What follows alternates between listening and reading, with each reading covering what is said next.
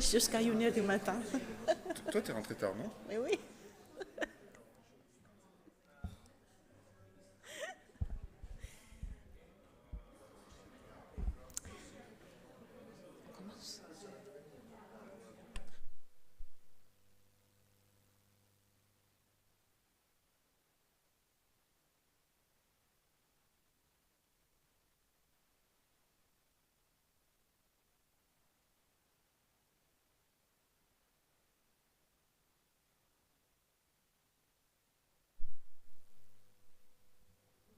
Hello, good morning to everybody.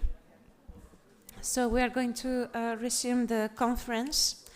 And before I give the floor to Benjamin, I would like to say a couple of things. I see that many people are gone. So the breakout group sessions that were foreseen later on, we will change that, so we will keep the plenary sessions.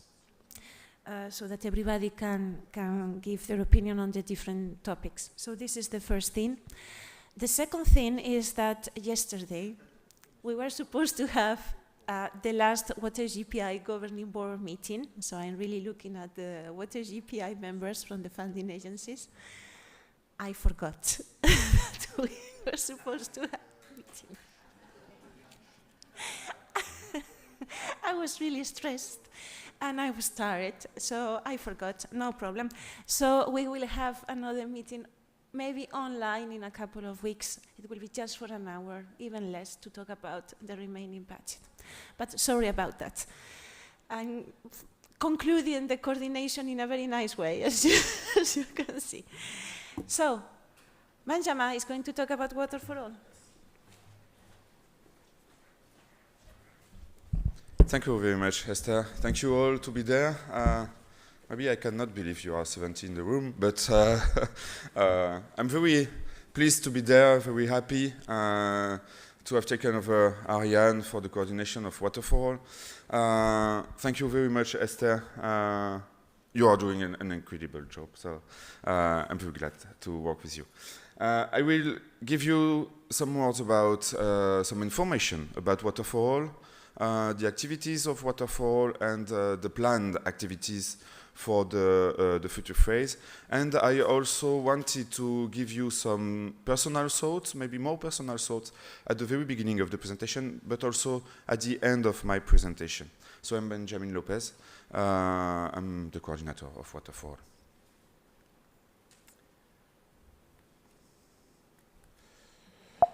Yeah, no. Ah, ça marchait avant. Ah si, c'est bon. So, the first thing I want to ask, and I was asking to me, is why Water4All? Why such partnership, European partnership? What is the ambition behind? There are plenty of activities, but what are the real ambition, the backbone of Water4All? And I think this kind of partnership help us to make science a vector of optimism. And this contributes to restoring hope to citizens. We need to speak about science to end users and to speak with science in an optimistic way. And I think we have a role in that. And Water4All is a good place to do that. A partnership, a European partnership, to reinforce the interface between science and policy, to learn from each other. And because we are plenty of different communities working together, we have to open our minds and to learn from each other, and by promoting the sharing of experiences. Also to develop digital science and to manage with the high complexity of hydro system, socio-hydro system, bio-hydro, socio-hydro system. We are mixing plenty of domains, and these are very, very complex. We have the chance to have now plenty of marvelous digital tools, digital artificial intelligence tools So we can develop and use that to deal with the high complexity of our domain of research. And the role, I think, of such a partnership is to test and demonstrate research and innovation and to facilitate their transfer to the users, to the end users. So Water4All was built under the new Horizon Europe Framework Programme 2021-2027, and the aim and the European Commission wanted to give a boost to the European research, development and innovation for water promoting co-funding partnership. So we started in 2022. We don't know what, yes. We started in June 2022, and at the beginning we were 78 partners coming from different domains, research and funding agencies, ministries, we have European networks, local authorities, and regional networks in board. Now we are 90 partners. So in 3 years, we enlarged the partnership quite a lot, and we are representing 33 countries, 23 from Europe, and 10 non-European countries. The non-European countries are Brazil, South Africa, Tunisia, Turkey, Israel, Norway, Switzerland, and Georgia.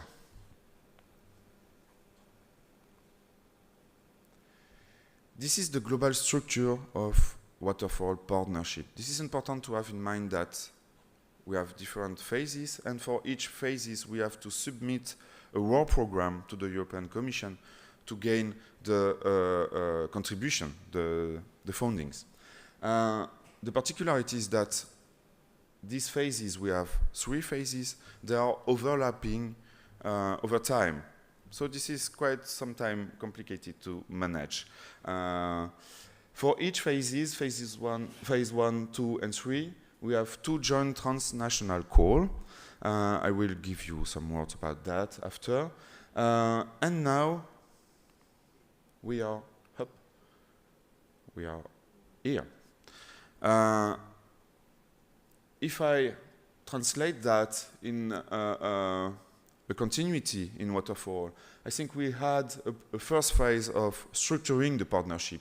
It is important to structure the partnership, and after that we have a phase of development, and now we are between the development and the implementation of our ideas we have in Water4All. And we will have a phase of transition. We submitted the phase 3 a month ago, I think. So what you can see in gray in this slide, this is something expected because this is under evaluation. We hope we will success that, but this is still under evaluation, this work program. I put in the slide 3 joint transnational calls for the phase 3. The 2 first are classical calls, and the last one is a demonstration call. I will give you information on that after. So the duration is quite long, from June 2022 to May 2024. 12 years of working together.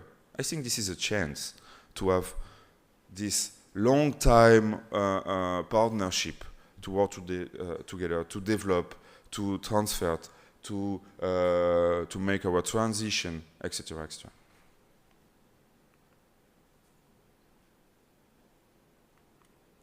Okay, I will not go into details there. To inform you that for the phase 3 work program, we are 89 partners, with 8 new partners in Water4All. So if you are good in mathematics, you just calculated that we lose 9 partners and we gain 8 new partners. So now we are, for the phase 3, we are 89, but because this phase is overlapping the phase 2 war program for which we are 90, we are still 90, maybe 98 we can say, for the period when the two phases are overlapping.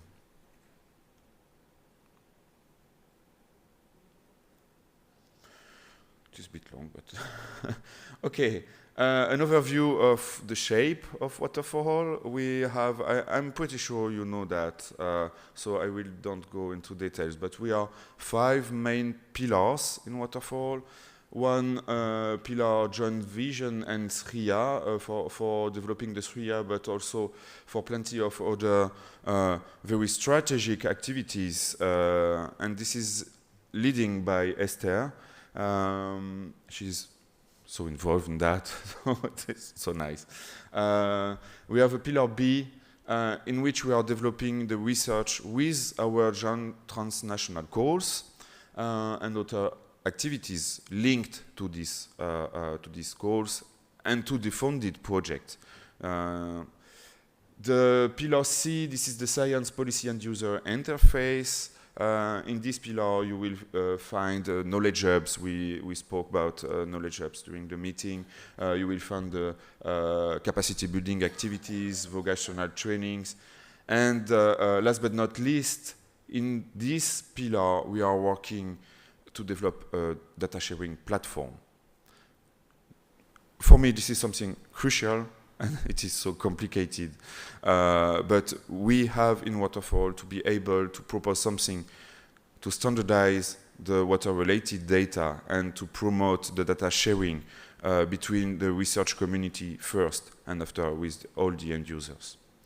The pillar D is the demonstrating solution efficiency pillar, leading by Water Europe, and we have the pillar E for the internationalization of our activities.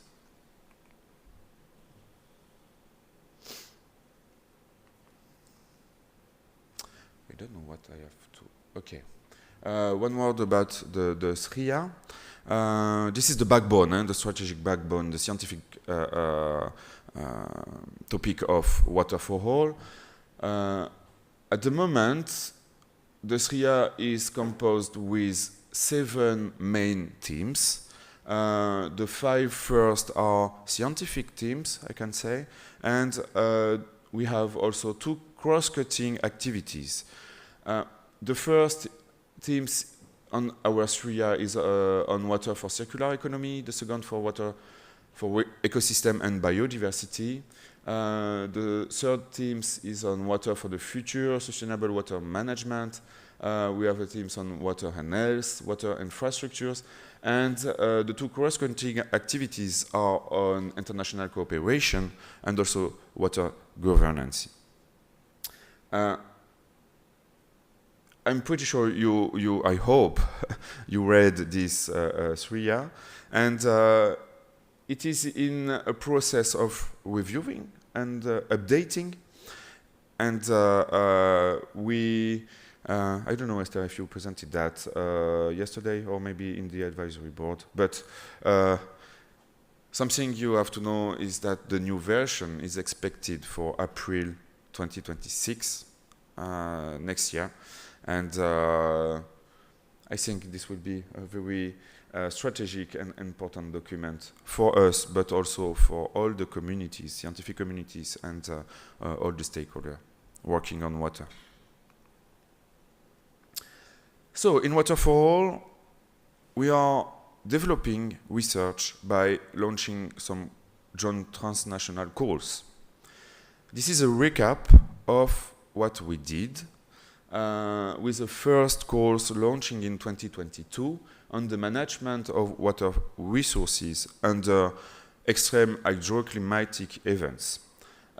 We funded 27 projects for 27 million euros upwards. The second course launched in 2023 was on aquatic ecosystem services. We funded 23 projects for approximately 24 million euros. The third course was on water for circular economy with 27 projects and 29 million euros.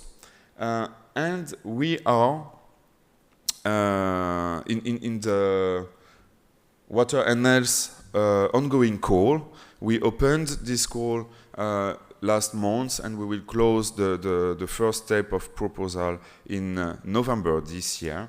And I will give you the topic, just the slide after.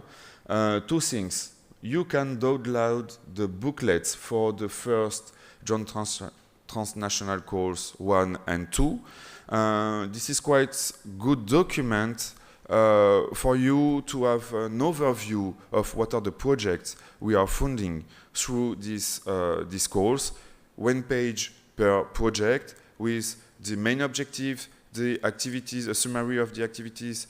You have the partnership and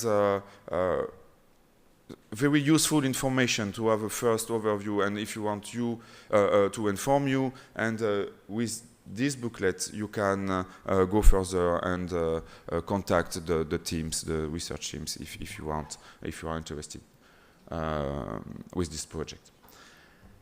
For the phase 3, we will launch 2 new joint transnational calls. The topic will be announced in early 2026. I cannot divulgate that now because this is not established or defined at the moment. And we will have also, and we are working hard on that, and maybe you will be involved, and this was the subject of the cross-cutting activities, but I understand that you will not reflect on that, but I'm pretty sure you will be able to give your opinion on a demonstration call.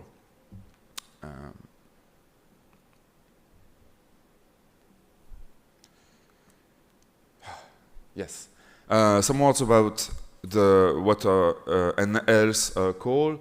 33 agencies from 30 countries are involved, committed for this call. We have a budget of 36 million euros, including the European Commission contribution for that. We opened the call the 12th of September 2025, and this first step of pre-proposal we closed the 13th of November. 4 topics in this call: waterborne contaminants and health risks, occurrence, behavior, interactions, and vulnerability. The second topic is on innovative tools and technologies for water quality and exposure monitoring. Third topic on water treatment and exposure mitigation, and something on governance, socio-economic innovation, and policy integration for water and health.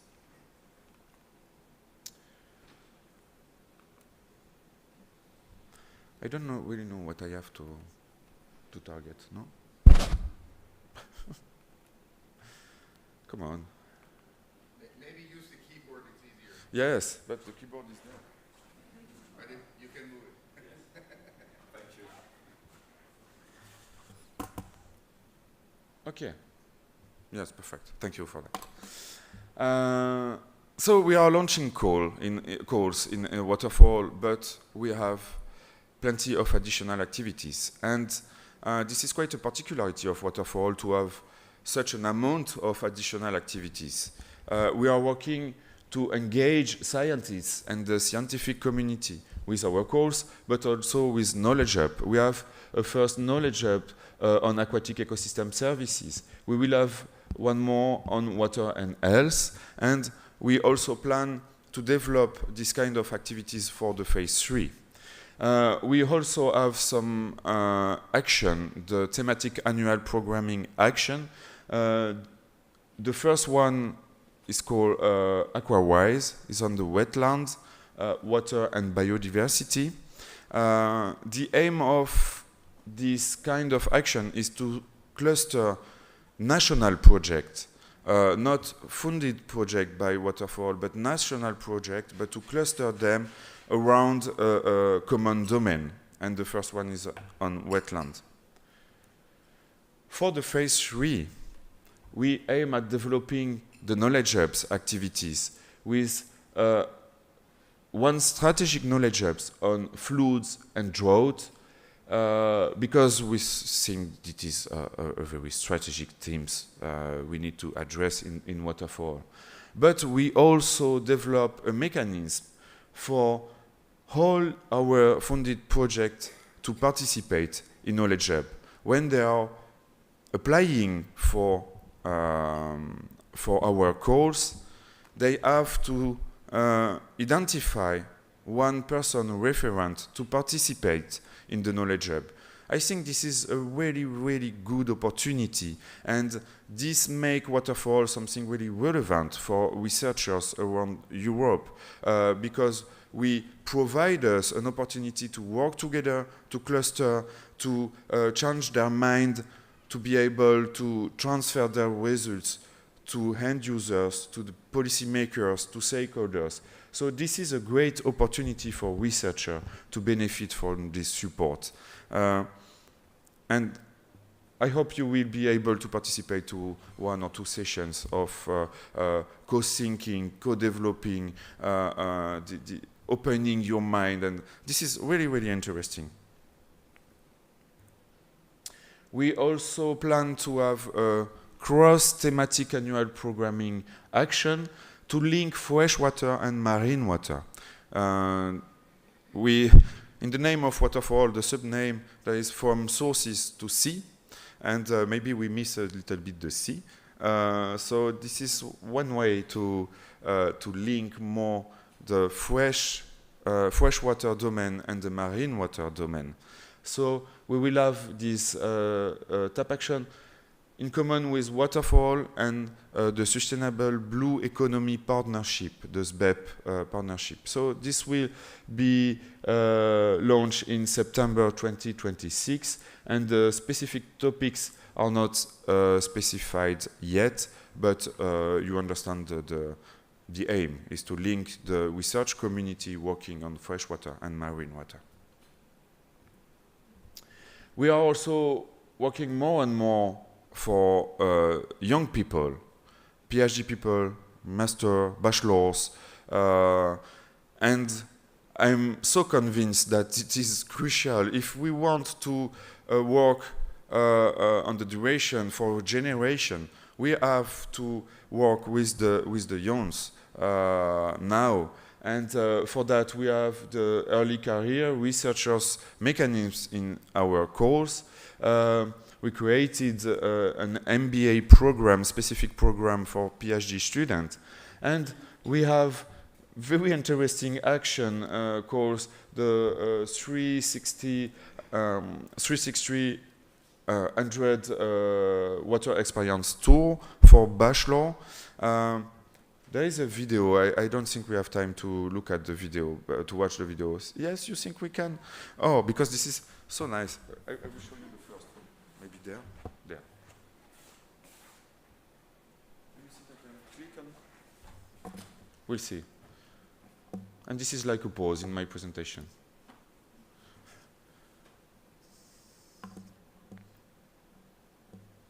What if I told you that only 2.5% of all the water on Earth is fresh water and just only 0.25% is drinkable? This tiny fraction is now under threat due to many factors. So the real question is, what do we do about it?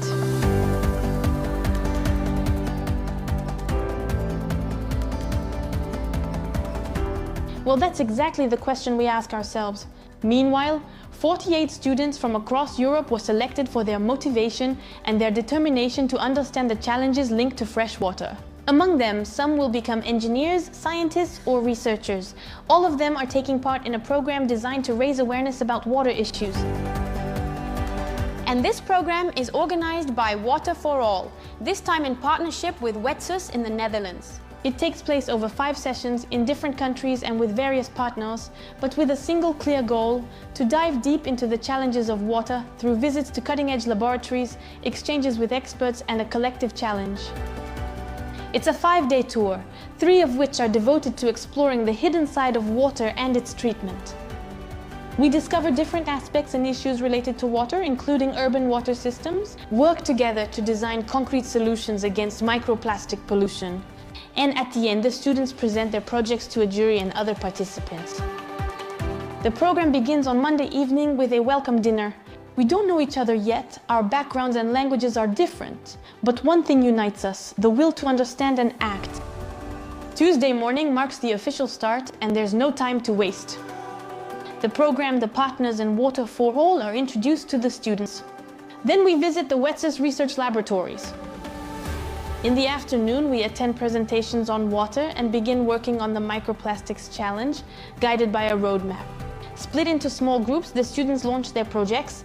While thinking and debating, one key question is raised. What do you know about the major water challenges your generation will face? I think there's going to be many challenges regarding climate change, regarding plastic pollution, and overall many other aspects of it. I think it's going to be a lot of work to do. And as a young generation, especially in a generation in science, we need to take interest in the things that affect our world. Water technology is one of the best resources that my generation has to make a real change in the world, and also as engineers we can actually make a change. It's an intense, dynamic and engaging first day, and above all, a collective realization. Water is not just a scientific issue, it's a matter of our shared future.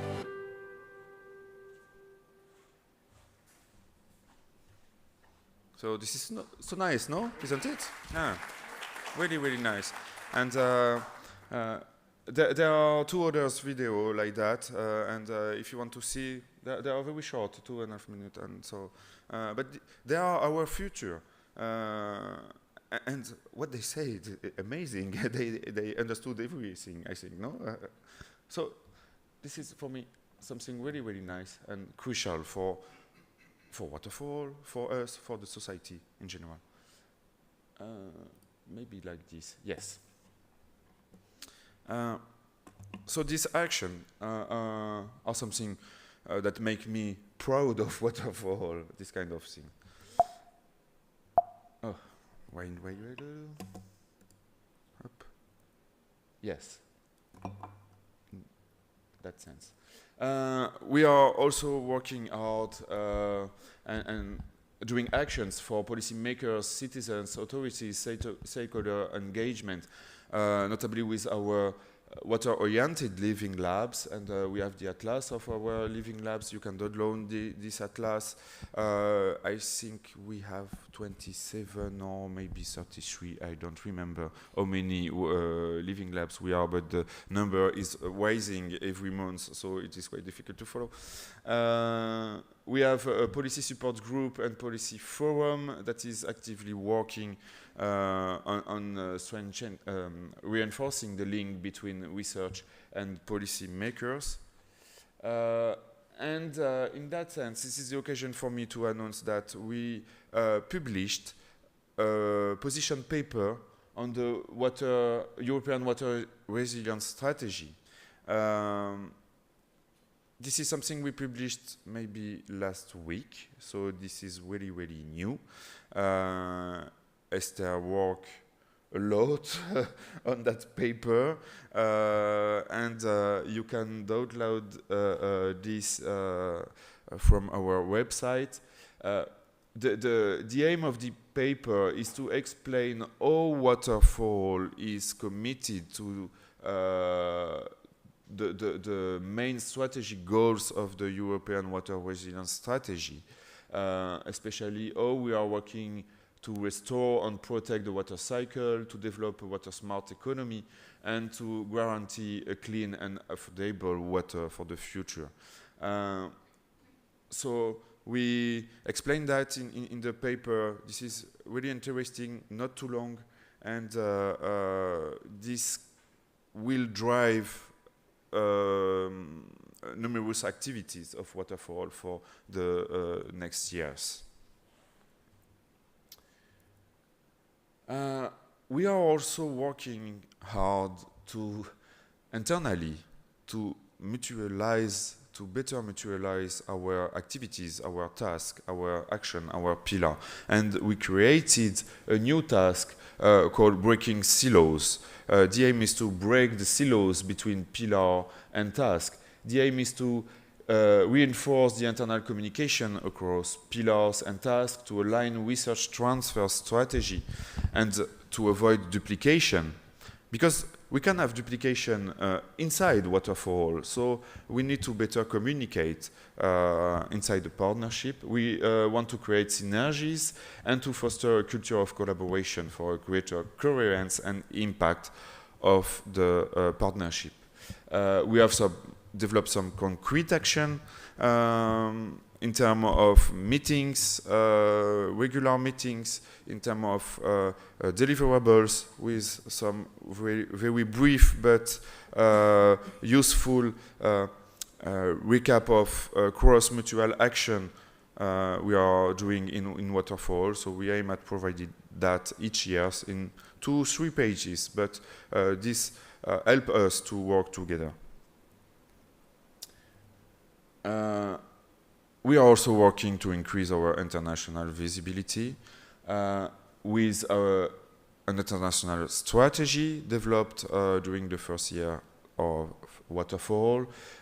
We actively participate in some major international events, the World Water Council, the World Water Forum, etc. We signed with UNESCO EHP a memorandum of understanding in late 2024, and we are working to implement this MOU with UNESCO. And for the phase 3, we will have to update our international strategy, and we will start to work on our participation of the UN Water Conference 2026 and the World Water Forum in March 2027. We started to think about that and to work to propose something impactful for the UN Water 2026. And we will start to work on that early January 2026. And we have the first meetings for organizing internally and for defining, identifying what we want to do at this conference right now, the next week. Somewhat about the demonstration call. This is really challenging for us because we have to change our habits. We know very well how to launch research calls. This is the back work of Water4All, but we have to change our way of thinking and to be able to develop this kind of demonstration call. We have a concept note, a first draft concept note, an initial concept note, but this is just a base for working together on that. We have now 11 agencies from 11 different countries that express their interest in participating in such a demonstration call. We need more agencies, so we need to have something really relevant to propose, to promote, to be able to attract more agencies in this kind of such mechanism. There are a lot of pending aspects.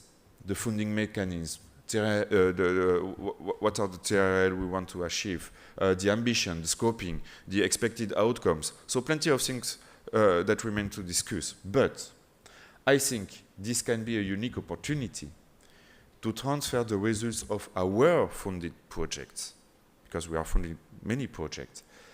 And maybe with that call, we can transfer the results of our funded project to users by demonstrating their applicability at the scale of our walls, because we have also living labs. We have, I think, all the materials in Water4All to demonstrate that it is possible to develop research, to transfer the research, and to demonstrate the impact of the outcomes of our research. So let's see how we will do that.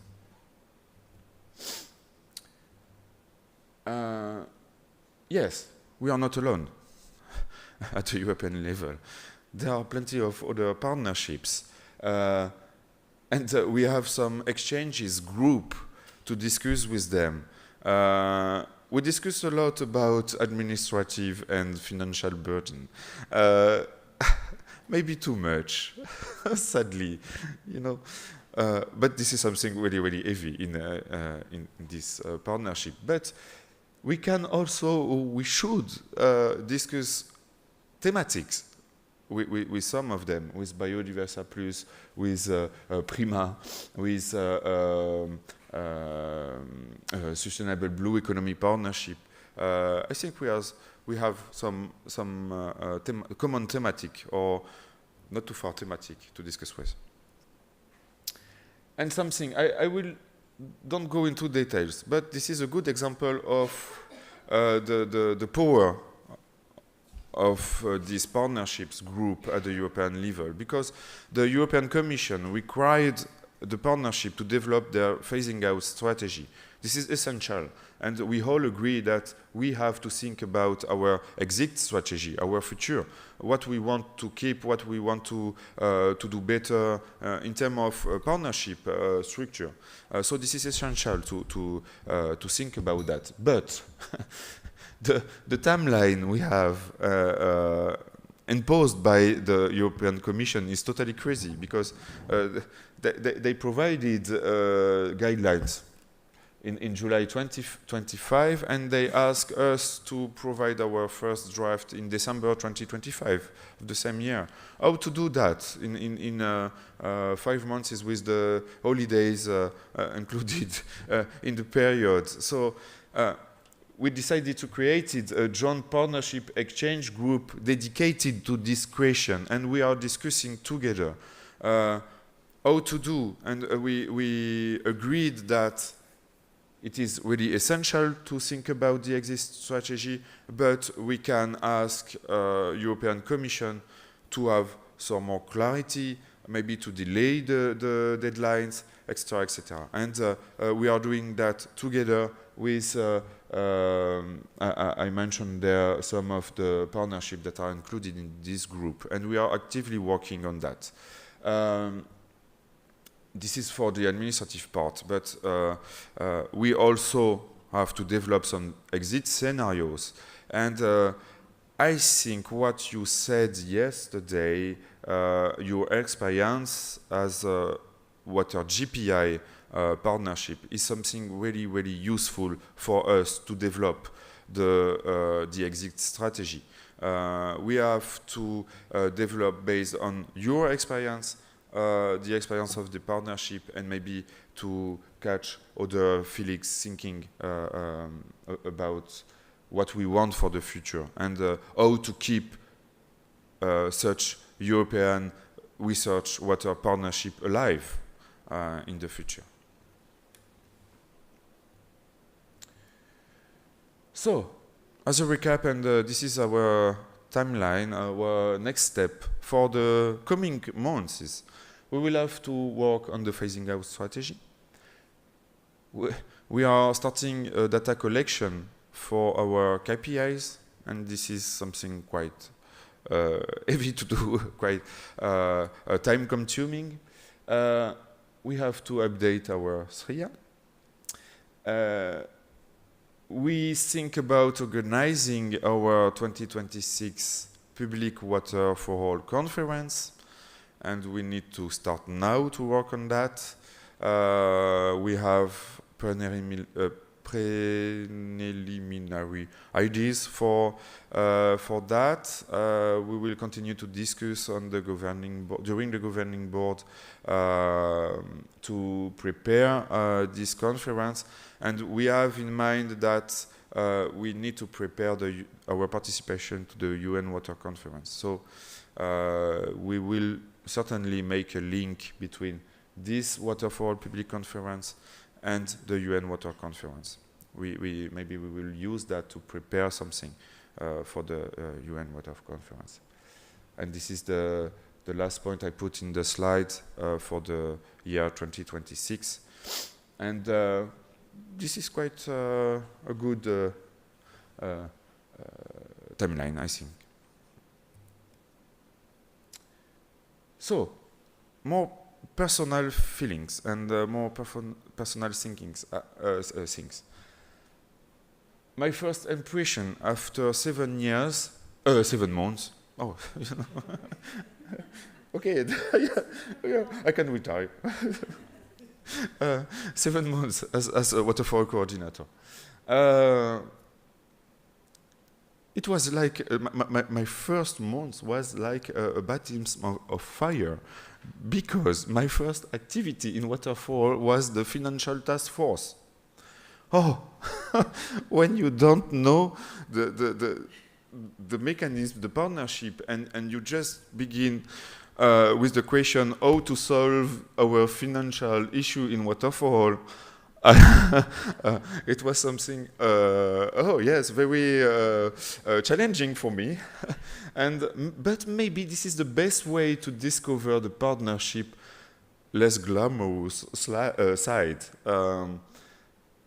Because this is an enormous financial complexity, an heavy administrative machinery, but it is totally crucial to know well that if you want to understand how the partnership works and what you can do, what you cannot do, this is totally essential. So this was something, a perfect way to jump into the partnership, I think, even if it was not really comfortable for me. Another thing is when Water4All meets the field. I was in a meeting with Kenya, and the aim was to promote Water4All in Africa. And we were discussing, and I was at the very beginning, so with my idealistic thinking, Water4All, yes, we want to develop strong research, fundamental research, and we organize for that, and blah, blah, blah, blah, blah, blah, very nice. And this was a man from the ladies' organization of Kenya, the First Ladies organization of Kenya. Say, okay, yes, this is wonderful what you are doing, but what we need is to drill boreholes in villages for a population that needs water. Oh, I say, yes, I understand, but it is not possible for Water4All to do that. And he answered to me, but your name is Water4All. Ah, yes. And this is something I didn't realize. And this is something really made me wonder, what about our name also, but what about our ambition? What about what we want to do? And how to promote that? And I still have this question in mind. This is important to meet the fields at the moment, especially for the international strategy. Another question or another thought is about innovation in Water4All. And the first question is, what is innovation? What is the definition?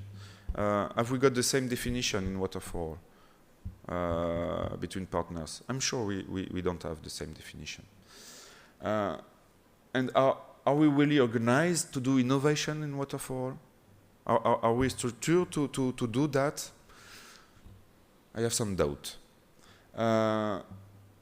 And also, how can we balance innovation with water protection, water efficiency, water environmental protection? And do we need to reconcile both? And if so, how to make innovation with the aim of using less water? And in the end, I think that Water4All should stand as a bridge between researchers and practitioners. This is for me the essence of Water4All. This is why Water4All exists, from me.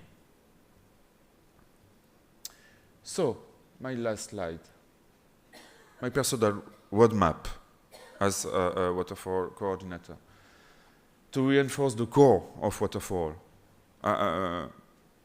You build everything. I jump into Water4All, all is done, so I have to just reinforce the machinery, the core, to boost data sharing. And I'm pretty sure that data sharing is one of the main tools for cooperation.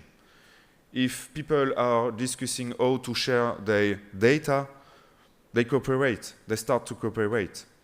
So I think this is a very good way to make different communities and research communities and policymakers to discuss. And I think also this is a way to develop the water diplomacy. We have to make impact tangible and implementing all the great ideas already on the table. We are in the phase of implementation. I shown you that. So now we have to put that in practice and to demonstrate that we are putting that in practice. And to break silos, to reinforce the cooperation across the partnership. I think we need to strengthen our connection with policy process, especially with the Water Framework Directive, because I was a bit surprised that I think we are a bit far from the WFD, or at the moment I didn't see any action to work with the CIS working groups, for example. And because the Water Framework Directive is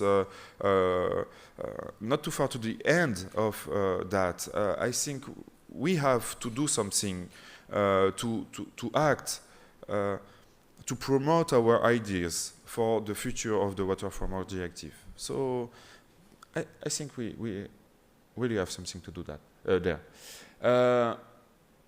We have to increase our youth engagement to make the partnership more forward-looking, and I think you understand that this is something crucial for me, and I really believe that if we want to make mind changes, we have to work with the young people. I'm convinced that this instrument, even if it is quite heavy in terms of financial and administrative affairs, this is a really, really good tool, and I just want to exploit at the maximum this tool, the partnership, and to make the partnership efficient and to maximize its potential. There is a challenge to keep the partnership mobilized, dynamic, and motivated. And I want to encourage the mindset and change within and beyond our community with Water4All. And we need to demonstrate Water4All's real-world impact, and we have to work on that, sure, showing that investing in water research remains essential when it effectively reaches end users and delivers visible societal benefits. If we want to build the legacy of this kind of partnership, we will have to demonstrate that research, water research, is something still essential. And there is a challenge behind that, because I heard some people saying, "Oh, we have too much science in water. No, we don't need more science." No, we need, and we have to show that we need water science, and this have an impact, economical impact, societal impact, etc., etc. So we really have to demonstrate that with Water4All. And that's it for me. If you want some more information, you have the newsletter, the website, the social networks, and we have some video on the site. And thank you very much for your attention, for being there, for being mobilized for water research, and thank you for welcoming me, even if you didn't choose. But thank you very much to be there.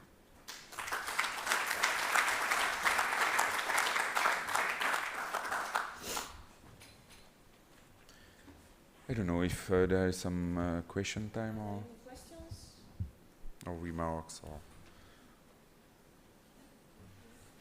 Yes, they are. Yes, guys. Je fais le micro aussi.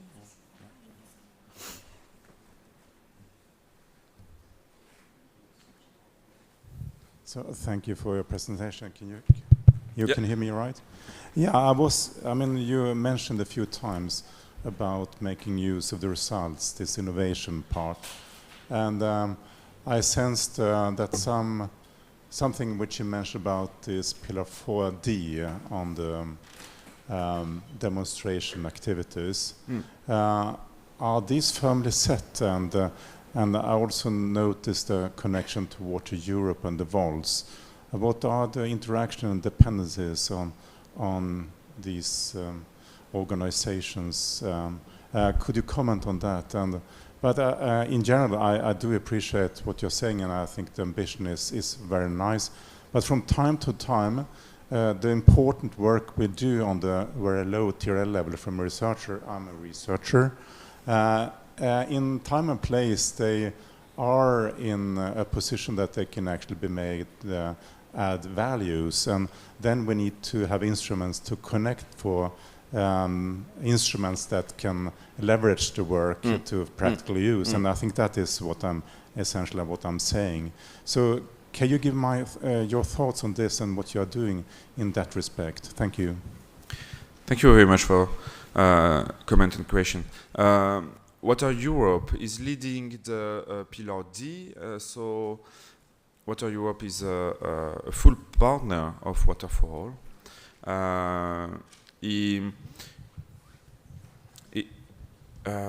is totally active and is in charge of developing the water-oriented living labs, and we are working with them, or they are working in Water4All to promote living labs and also to develop all the demonstration in Water4All. I think it is an essential partner for us to have on board. And what you say about the link between fundamental research and end users, I think this is totally why we are there. Because we cannot ask fundamental researchers to be also communicators, to be a journalist, to be. This is not researchers are not trained for that, and Water4All is just there for that, and we have the chance to be able to develop the research with our course, to finance the project. So we have a pool of research projects, and we have excellent teams that can work with these researchers to make them communicate, or to make them transferring their research to the end users. So we are exactly there for that, I think, with the chance to be powerful at the European level. We can also work with policymakers at the European level, and I think we can to reinforce that. So we can influence and help researchers to influence the regulation and the citizen mindset. So we are there for that.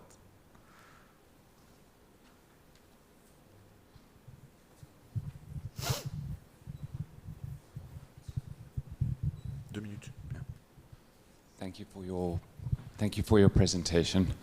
I was struck by the same point you made about your connection with Africa and the title of your project called Water4All, and it's water for what? Water security for the planet. Security for the planet, yeah.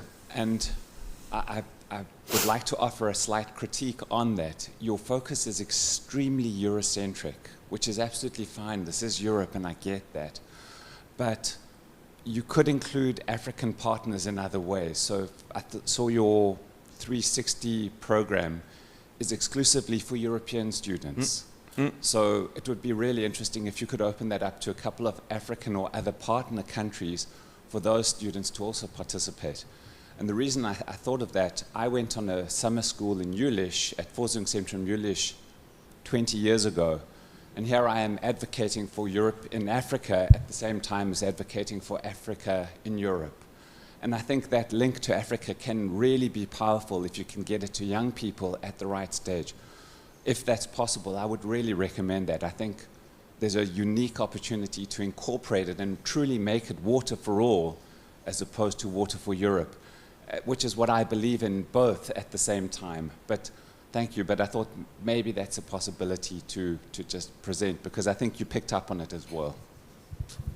Thank you very much for that. I totally agree. I do agree what you are saying, and we are working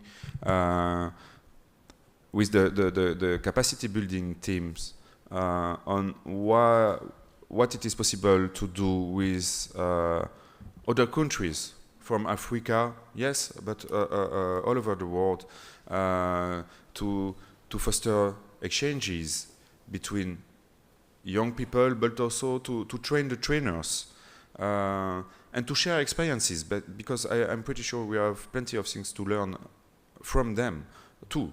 So yes, thank you for that, and I really convinced that we need to do something with young people from Africa. Yeah. Thank you very much, Benjamin. It was so good to hear your presentation, and I just wanted to say it gives really a new mindset for the future for the Water for All. So I feel so happy for that. And I'm pleased to hear that. Getting these questions that you arise right now, it is actually, this is the essence, because the Water JPI, we had the big ambition to work with transformation change, but we were funding agencies and we funded research. So we started with developing the instrument, as I talked about yesterday, and it was so difficult for us. But now in your presentation, we can use that experience that we have been working on for 10 years. So with your new questions now, you are so important for making a change for the next step. So all your ideas, your efforts that you are putting in for the coming years, they will make a change for the next instrument. And thinking about the last transition out, going out, that is something, it's not negative, because that is the period where we can use the experience that we are working on now to make the next change. So please don't think that it's useless to start to work with this if there are no structures, because you are a part of developing the future. So thank you, all of you. Thank you.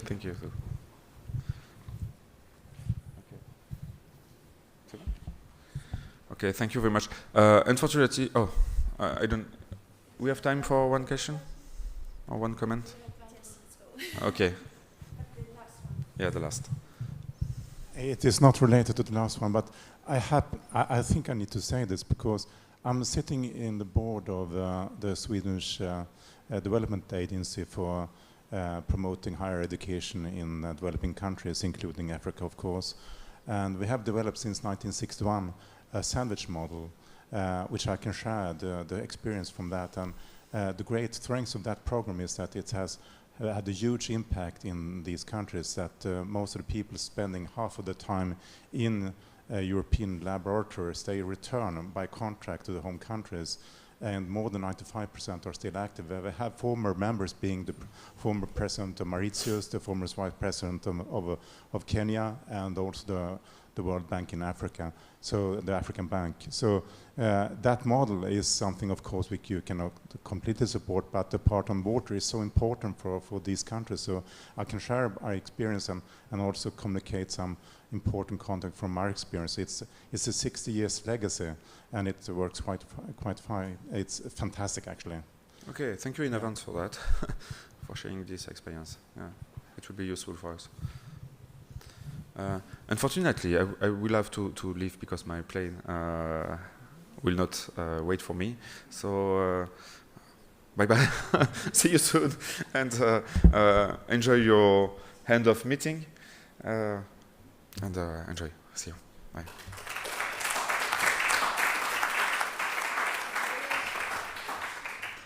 Okay, thank you very much, Benjamin. So, as I mentioned, we will make the rest of the meeting in a plenary session. There is no point in breaking out because we are not that numerous.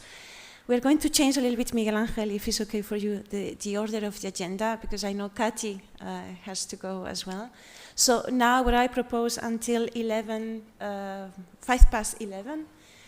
because we have to break also for the coffee, is that we have a discussion all together on the science policy interface. So I'm going to invite Kati Vierico from Suke in Finland to come over and to moderate the discussion.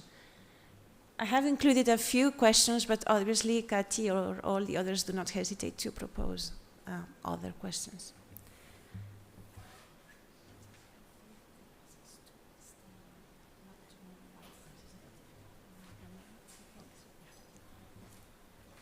Okay, thank you, Esther. So why I'm here today is because I was sitting next to her on Wednesday evening, so I promised to facilitate this. But thank you for this. So I'm Kati Vierico, a senior researcher from Finnish Environment Institute, and I was also here on biodiversity meeting. And maybe why you asked me to facilitate this, we were very much discussing during the dinner about science policy interface, and I have been part of a BioAgora project, which is actually developing science service. That aim is to really interlink scientists and policymakers at the European level.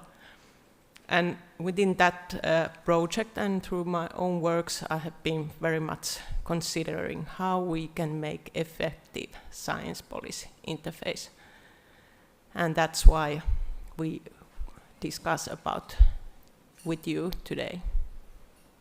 Would you like me to, how to organize? We didn't plan anything, so we kind of pick up the most relevant ones here. If you look at these questions here, if we start with the first one, the main gaps and bottlenecks hindering effective interactions. Would someone like to start with your own experience based on your project or with your work? Please go ahead.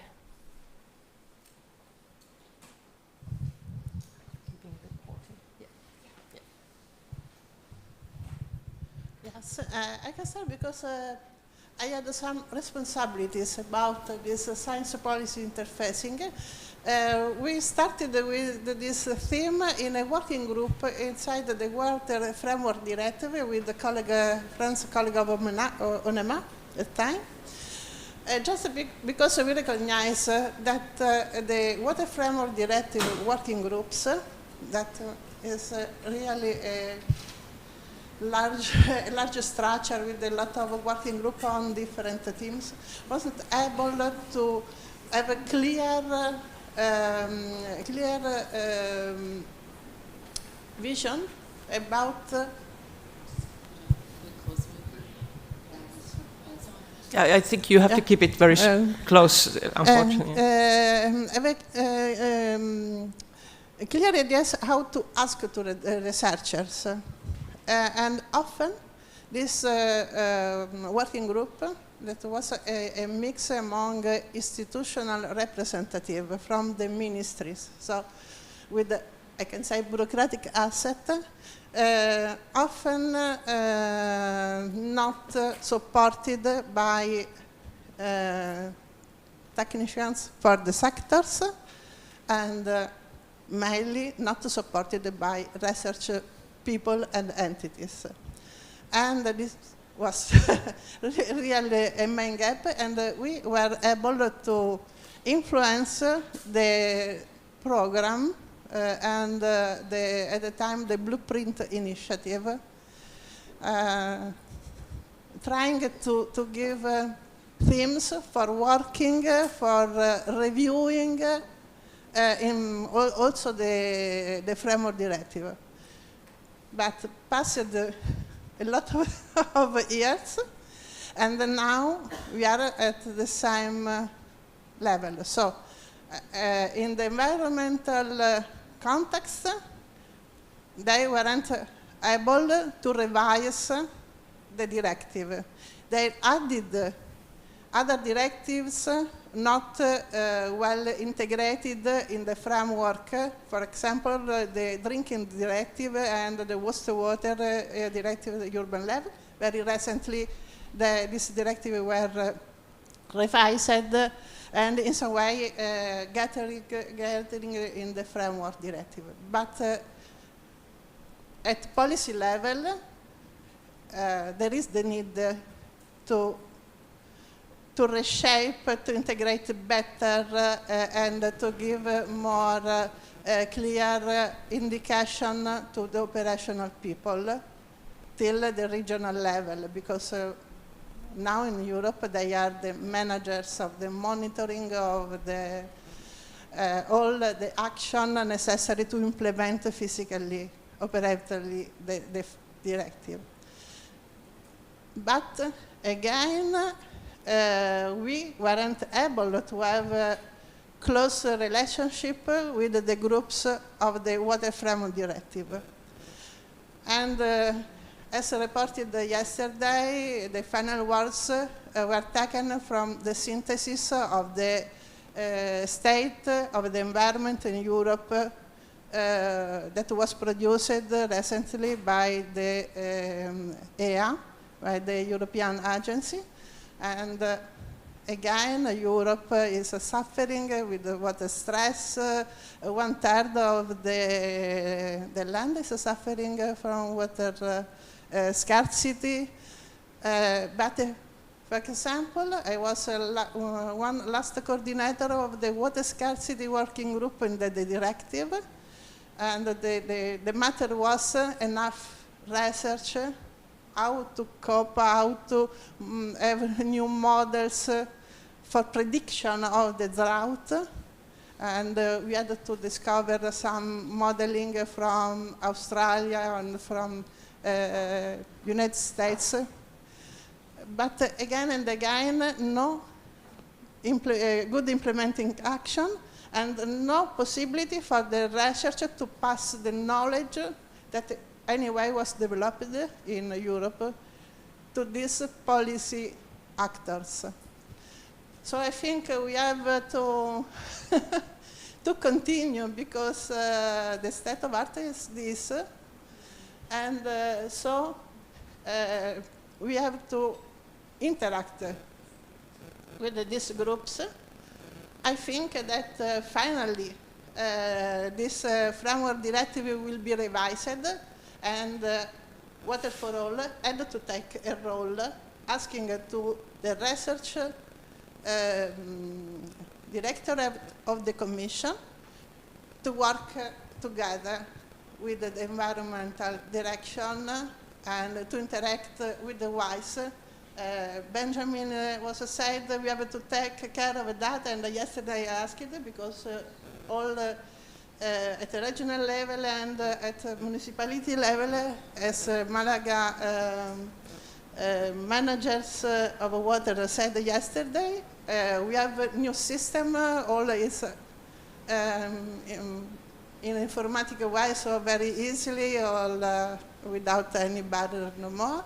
So data exists, and the research had to work with the data, but we have data at European level through IONET, through WISE. So we have not discovered, we have the platform, but we have to have access to this data. But again, these data are managed by every environmental actors. So we have to, the barrier, the bottleneck, from my point of view, is evident, and we have to push also on the Commission, on our member states that are involved in this process, in order to thank you. This gap. Okay, It's a communication gap mainly. yeah, thank you for your comment.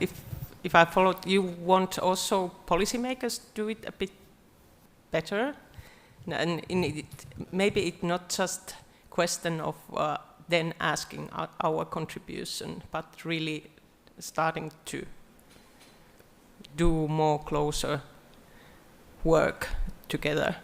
I also want to ask you what you think about, is it enough that we provide data, that is actually the channel to support science policy interface? Or should we do more?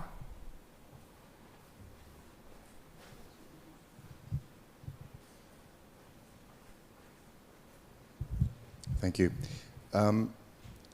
The data itself is useless for policy making. What policymakers need is a translation of what we do in our research projects. So a knowledge hub is a good thing if it's accessible and if it's easily understandable for a decision maker and a policy maker. In general, the main issue around all of the science policy interface, and I've been in quite a few, including Suke and others, is time on all sides. Policymakers are bombed down with a lot of questions. Scientists, we are getting more and more bombed with administrative tasks which are not ours. The society is lost in between somewhere. So the main issue, or the main thing, in my opinion, to think about is how to be more efficient, time efficient around this. And how can we translate the data into something which is easy to grasp and easy to turn around. There are processes like IPES, like IPCC, where we can do have quite some influences. Maybe there are other processes which can be launched, started around this, which then are also considered in the CVs of researchers, and making it also easier for policymakers to engage with the right person. Thanks. There's a comment, just to commenting on that time. In Science Service, we are actually developing mechanism when there's a policy request arrived. They want the answer in few months. And there's, I don't know if you know Eclipse, that has been already developed mechanisms, how to provide reliable transfer, like not just data, but translated information for policymakers. So this is something that is now developed. But is it good to always rush also with policy needs? Of course, we have to be good in time, but are we missing something if we are rushing too much? Please go ahead. Continuing on this idea, scientists have to do everything. You have to do the science, you have to translate, you have to provide the information, you have... Do we have to do this? A new discussion that has been coming more and more in the EGU is the figure of the science broker. That is the person that can translate science into the politics and bringing this information, so that releases the scientist of doing all this communication, because it doesn't count for the scientist CV. That all this work that you have to put in translating information, that doesn't count. So as a new profession, the science broker, they have been discussing this in the EGU, and I think that might be one good way of translating, or having the professionals that you do, they will have the science knowledge, but they also have the capacity of translating and that will be their duty. So I think this is something that deserves to keep in mind. Thank you. And of course, some of us are more better on also translating, and usually there's a few key scientists that are always invited to consultate. But for example, in this new system in Biakara is developing, we try to bring new models how to really make that translation, whether it's one person. But usually policymakers expect that is volunteer-based, so no financing or not at all. Or now they are developing so that it is mandatory in the calls, so that in a cluster 6 calls now it has been said that the project has to collaborate with the Biakara and Future Science Service, so that they actually reserve some person months if there's a policy request coming, that they can then start to manage within their projects. So how you feel, do you see this is the right way to go, that actually funders would make it mandatory when you apply for projects?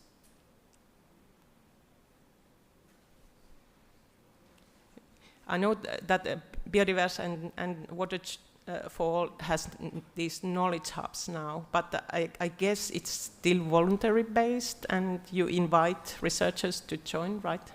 Yeah.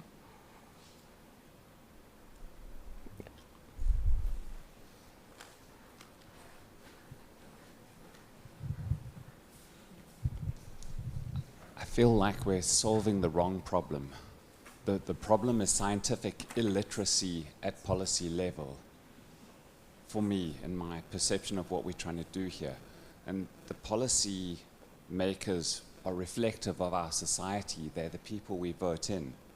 So if we want to solve the problem of scientific literacy in policymakers, really we should be engaging with making our society scientifically literate, which would result in scientifically literate policymakers.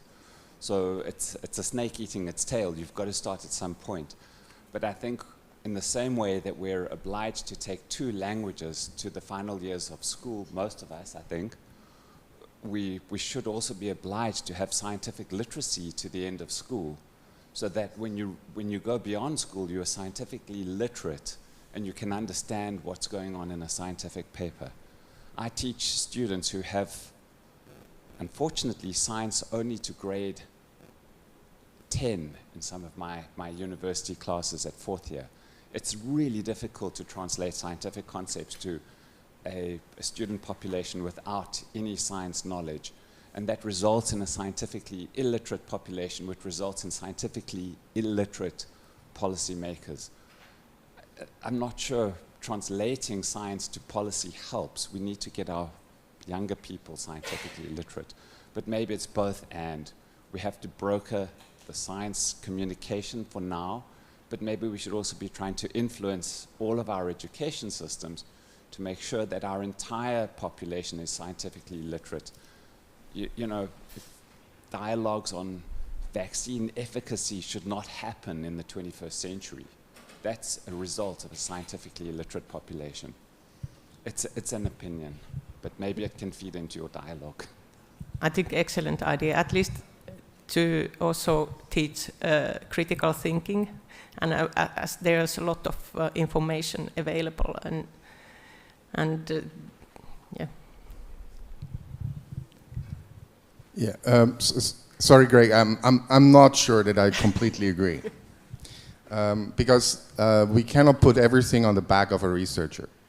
There are some researchers, some colleagues who are very good in literacy. I mean, the Eclipse people are very good making the link between the two.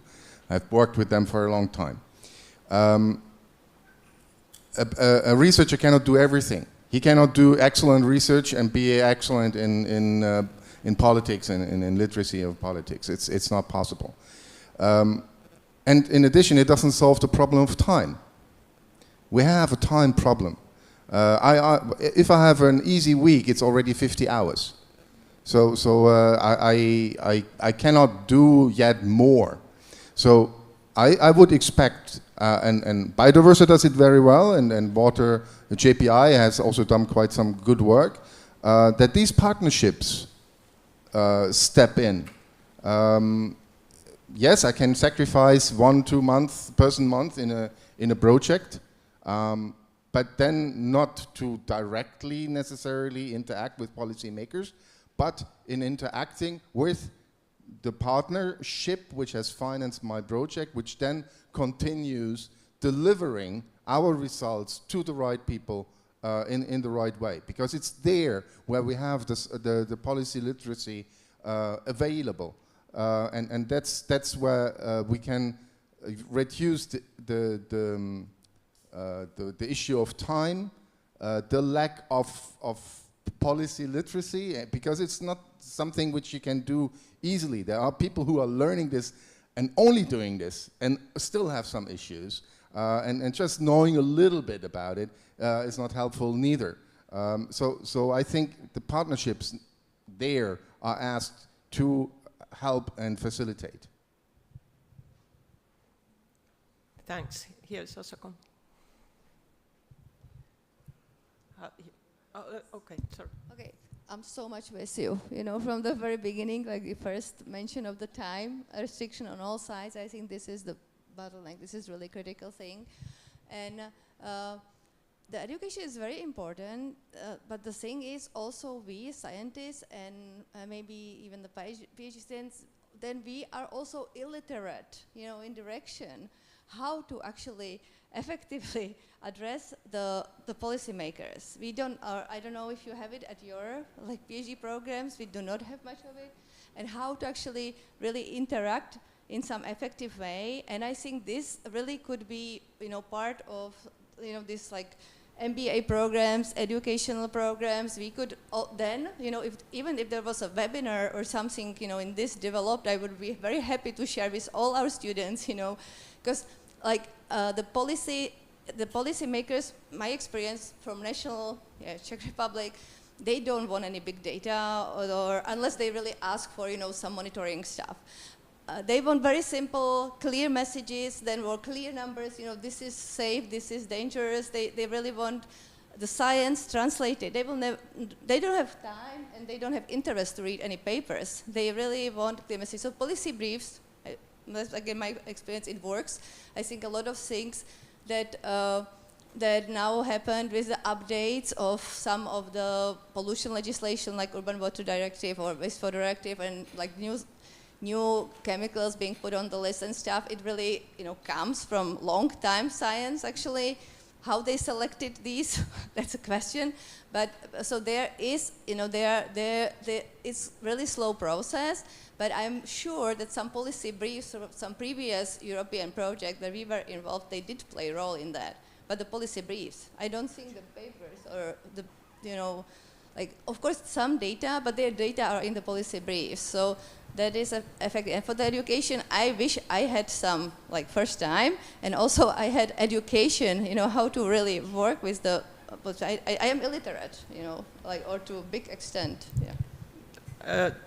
I see now here first, then here, and then back. I don't know, maybe you asked earlier already. Oh, yeah, sorry. Yeah. Hi, I actually builds very nicely on what Clara was just saying.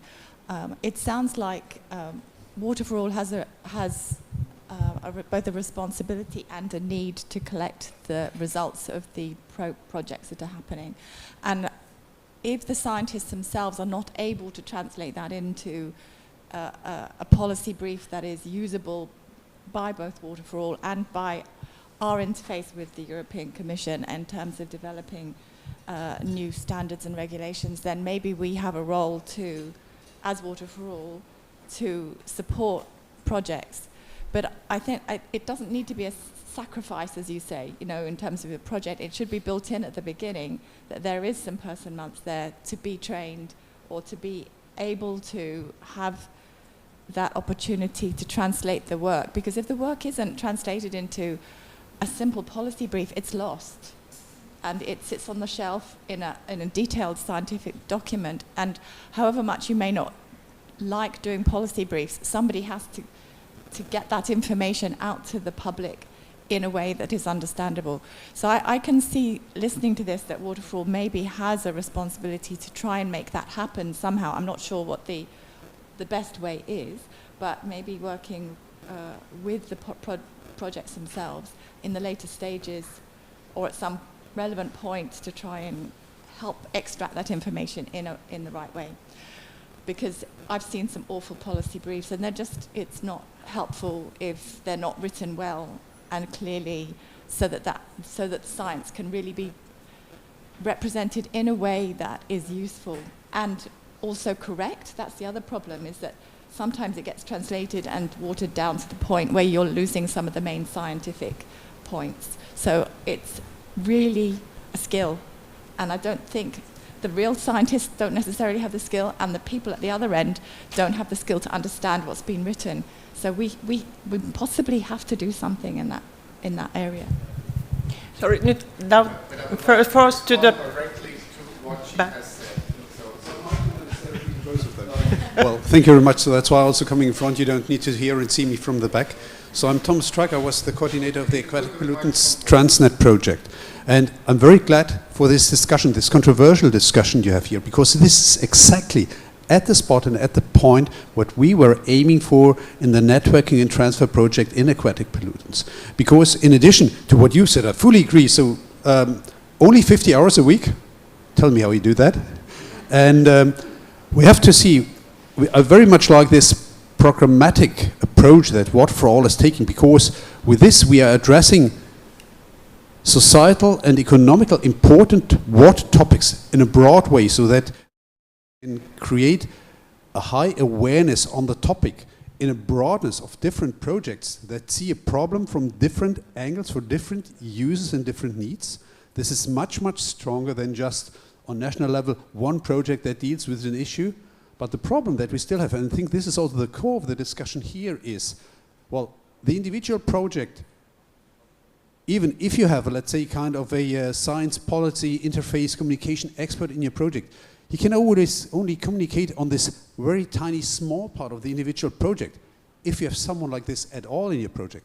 And the big advantage, and this is now, let's say, promotion for the networking and transfer stuff, is with this tool of the funders bringing in some money in such a kind of an overarching accompanying measure allows Water4All for each program to create a voice of the individual, a unique voice of the individual projects, to, let's say, to filter out of the different projects the bits and pieces that are important to communicate for political and economical and societal decision makers to bring these things forward.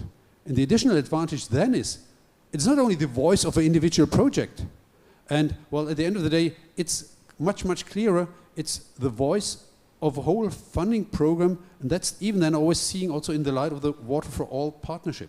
So this is, from my perspective, and let's say we do that on the national level, on the German level, since meanwhile nearly 30 years we use this tool, and this is a really excellent instrument where every euro you spend inside, and I'm quite sure Simon can tell a lot of it, the discussions, is this, let's say, transfer research things, is this really needed? Is this value for money? Because we don't create hardcore scientific data, we don't create hardcore technologies that you can touch on outside at the water treatment facility.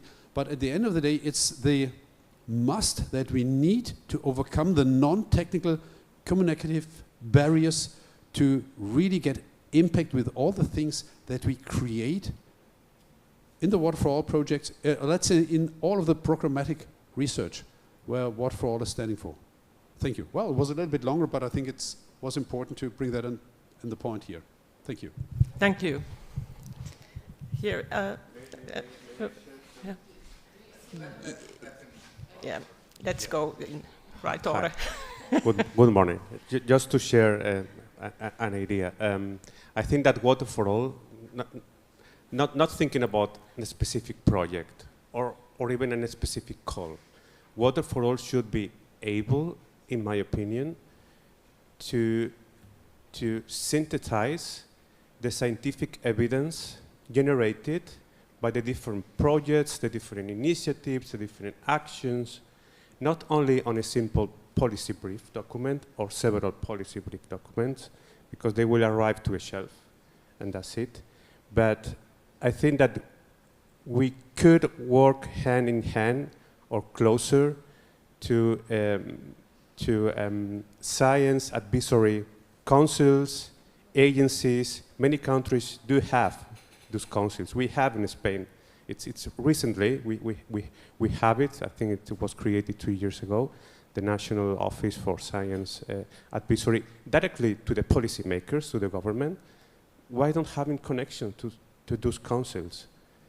I mean, not only through policy briefs, but through a real scientific evidence synthesis framework of all the knowledge we are generating and we are going to generate to guarantee that that knowledge, that scientific evidence reach the right people and with a clear channel and a clear framework. Evidence synthesis is very clear in health sector, in environmental sectors. Maybe in water sectors, we need to create a framework for that to guarantee the transfer of the information. Scientific papers, they are published millions. As scholars, we don't have the time to read all the scientific papers. Just imagine policymakers. They will not invest a second. And reading a general policy brief doesn't make any difference. So we need to find other ways to guarantee the transfer of the evidence we generate. And it's going to be, I think it could be useful. That's it. Thank you. We can all think about what are those other ways. You have some suggestions here. But I check, Esther, do you want us to also broaden up to public, or we continue here as it is? I suggest we continue until Yeah. Just one quick remark. I completely agree. It's just there's one misconception about the, let's say, time investment in a project. The main issue is that in most cases, what we can finance, what the money we get, is a PhD student.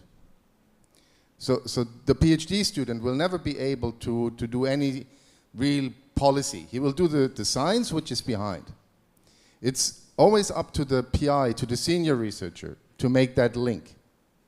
And that's a little bit of an issue. If I would like invest the 2-person month and I would translate it, and I know in some countries like Sweden and others, even the fixed positions are financed through those projects. This would cost between 16 and 20,000 euros, just 2 months, because of the total costs. So this is something which need to be factored in these kind of projects, and I think the most cost efficient is that there is a discussion between the partnership and the PIs, not necessarily a conference, but simply, okay, what do you think is your most interesting result? Give us the information, and we collect that from all the other projects in the same call, across calls, whatever, and we come up with a strategy, a policy brief, a strategy how to bring it to policy. And I think that would be most cost efficient and time efficient for everyone. There. Yeah, thank you. I actually want to follow up what was said. I think this is a really great idea, and when I meant policy brief, I definitely didn't mean policy brief from individual projects. No way. Nobody will read 30 policy briefs from 30 projects, ever, right? So it really has to be consolidated in some way, and to have a strong voice and strong message, and also actually to cross-inform from the different projects, right, to synergize. So I think what was suggested, the Water4All really has this opportunity, you know, to through the knowledge hubs, through the PIs, to bring the outputs together and try to translate it, to the understandable language and to the understandable outputs for the end users, not just policymakers, also other end users. And then I think it should be really organized by topic, like topic-wise, because I can imagine either like we have the call on ecosystem services, but they might be different directions. I don't know really about the project, but some are addressing something, and that would be within the knowledge hubs to kind of see, okay, this project really can by working in this direction, so they can really prepare very good policy briefs on the tools, on the approaches, on like the current state of knowledge, and inform the policy on this thing. So it doesn't have to be like, I don't think it can be project-wise, but I don't think it has to be call-wise. It should really make sense, right? Like sense for the users. So it should be integrated in some way, because also now, like on the European project, like now what they are asking under, if there is a specific call and they fund more projects, they ask for this clustering, right? And the clustering actually makes a lot of sense, I have to say, even though everybody was budget, we didn't have any budget, and how we are going to do that, and it's really difficult, but we are learning. And actually, if the cluster, and that might be 4 projects or 5 projects, not so many. So if the cluster can prepare a policy brief, that they integrate, because they are working on aligned topics, and they can really strengthen the message to the Commission. And when we had, like for some of these clusters, we had meeting with the Commission, they listen much more, if it's like a joint output, yeah, so. Yeah, thanks for pointing that. I guess Commission is more going this direction, so with clusters and supporting the joint work between a funded project and also the science policy interface work. How you feel on this kind of activity? Of course, it is now first time piloted, and it has been hard work. I just reviewed the project, and they put a lot of effort and even budgeting for this kind of joint activities. Please go ahead. Okay, thank you. I fully agree with you with the time issue and with the literacy issue as well. And if I may be a bit subversive, I will take the first sentence and rephrase it and saying that actually policymakers are the bottlenecks between scientists and society. I hope there's no policymakers in the room. But having said that, the new generation and teaching and literacy, we haven't talked about interdisciplinary teaching, and the school that were presented by Benjamin this morning looked like very scientific to me. I don't know the content of it, but would it be a good idea to bring scientists and policymakers together to actually foster win those kind of training courses? Yeah, that's true.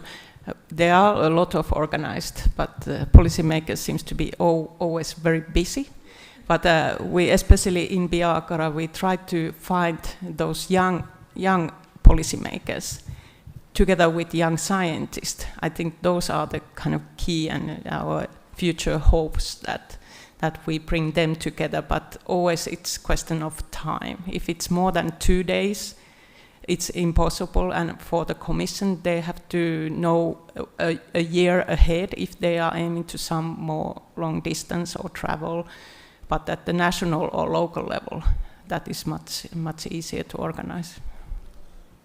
Yes, a different perspective on all this, not commenting on many of the wise words here, but I feel that somebody should say what I'm saying. The background is that I was encouraged by my university to be trained in AI for education and research. And the tactics people at the physics department of ICT, they presented sort of the details of the hardware and what the pitfalls and possibilities of the AI. And this is already happening when it comes to how to process data. The generative AI tools are already out there, and they are putting another perspective of how we and me as a researcher will communicate results. It's already made and made use for policy making. And then one message from this is that what we'll take home message is that it's what I do as a scientist, and I'm also busy. It's not only the policymakers which are busy. Is that it's more like validating and filter and contextualize the data, rather not to avoid pitfalls and to make the data analysis shallow. This is shifting the work I'm doing at feeding in analysis for policy making, and this is happening at such a high rate, and it's exploding. These tools, we see them today as these large language models, but they're coming in different packages, and the one we are exposed to here are these black boxes provided by big companies. In China, there are publicly governed bodies doing this, and from a different perspective, and this is a game changer, and this will be a game changer for policymaking, or broadly speaking, making use of our results. And so without any further comments, this is happening, and how your fantastic input is changing how we make use and the results in many layers. This is yet to be seen, but when I see the age profile of this audience, this is not how we are trained, and I belong to this as well. But my students, this is their first response to many of the questions you're asking. My students, which are much more skilled into this than I am. Thank you. So just to test, how many of you considers that your organization or whatever is very well advanced with using new technologies and especially artificial intelligence tools? Who thinks that you are doing very good? Raise up hand. Who thinks our situation is quite bad in your organizations? Because at Syke, I think we are there, but we could do better. It's surprising that we don't really take advance also to this. Maybe it's again question of time, that we don't have time to even educate ourselves to take over these tools. I will be very short because I know that I should be at the coffee break by now. There is one message I would like to take home, what you said, Alfonso, and what some of you said. Maybe politicians are too busy to listen to us, but they have scientific advisors that may have more time and also speak our own language. So maybe in Water4All we should target these people. We didn't think much about them. Do you want us? Okay, I think. Can we continue still? Yeah, please. Yeah.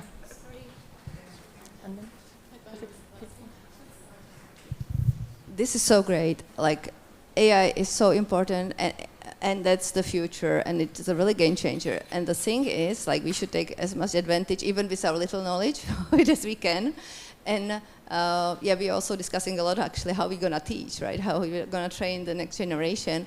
But AI always works with the data it gets, right? So it's very important what data quality it works with. Of course, yeah, it is improving, but then you can even use some tools to work on the data that are from high quality projects that you know this is reliable. It can really help you to prepare the outputs, right? Even because if you have a good data, because if you would search all the data across, I don't know, we really have reproducibility crisis, you know, for science, and in my life I really had problems with reproducing some previous results, and PhD spent a lot of time on that. But if you have good data from the project, again, you know, we should use all the possible technologies to really, you know, deliver as good outputs as possible. And of course, the policymakers can work with that, but they can work across, yeah, many different data sources. And the question is, well, how good quality is the output, right? So you can, you know, use it to your advantage if you work with the good quality data, or help them with that at least. And now it's come back to data sharing as we started. Yeah, this is actually about translating the data to understandable way. I think. Okay, is there any other comments, words today? We didn't really go into the society. Yeah. I would like to say one thing. In Pillar A, we are also supposed to draft position papers like the one on the water resilience strategy. So maybe something that we could do, because I do not know everything, probably I don't know anything at all, so I need your input. So we do not have a clear list of the position papers that will be drafted next year, but maybe I will contact you because I need your input. So I think it's something very important that we write relevant papers, not very general things. So maybe you will be contacted for that, if you agree, okay? So with that, it's almost lunchtime for many of us, but we are going to have the coffee because we are in Spain. So let's go to the roof. Thank you very much. And thank you, Kati, for this.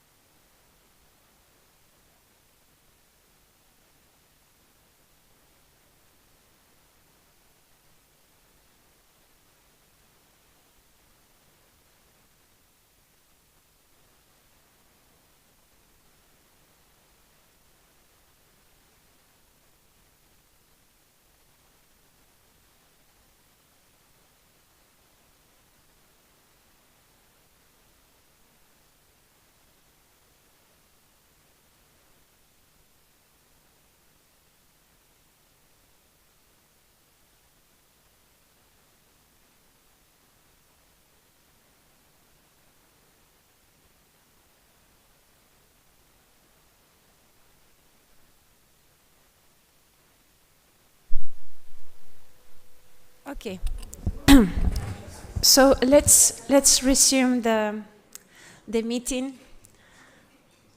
I was saying to Miguel Angel that I realized that the program was definitely too ambitious and the time is running, but as I said, I don't want to be a party pooper because I realized that when we exchange during the coffee break, during the lunch break, there are so many ideas that come up. So I think it's also important to give some freedom and not to be too a scholar in this sense.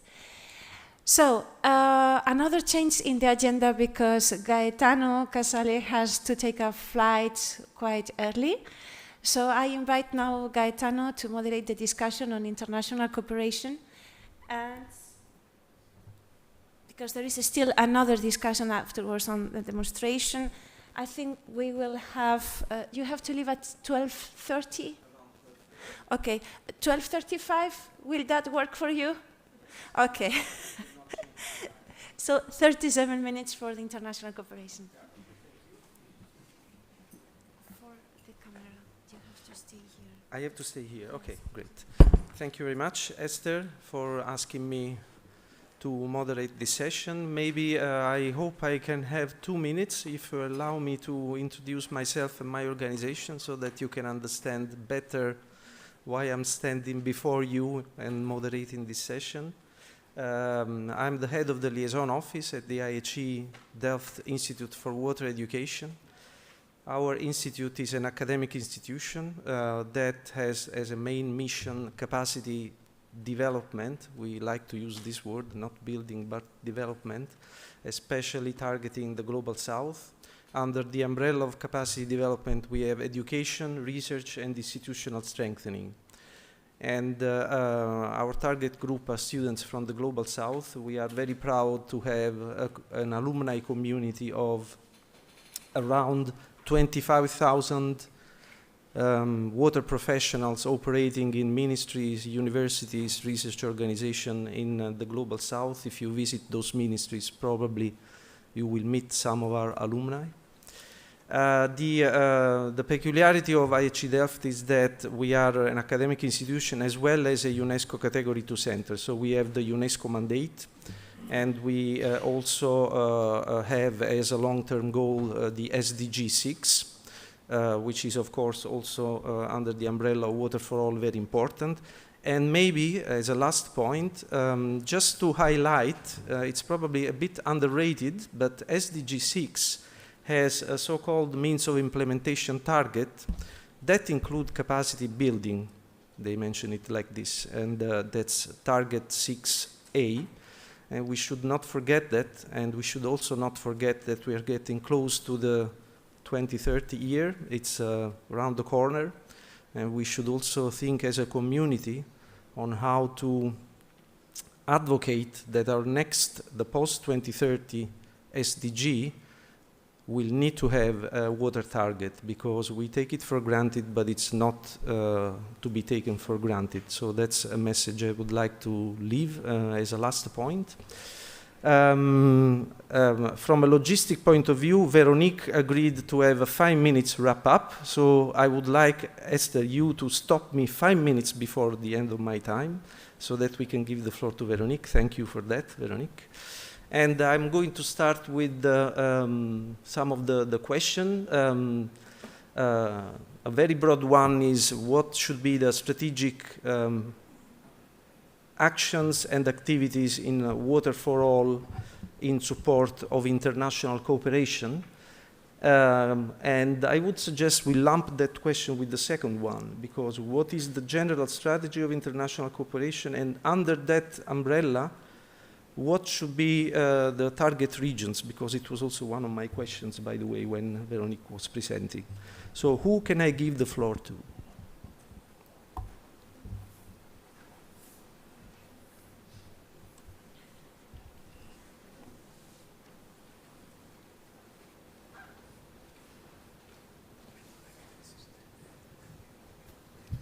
Thank you. Good morning. I'm Javier Marwan from Rey Juan Carlos University in Madrid.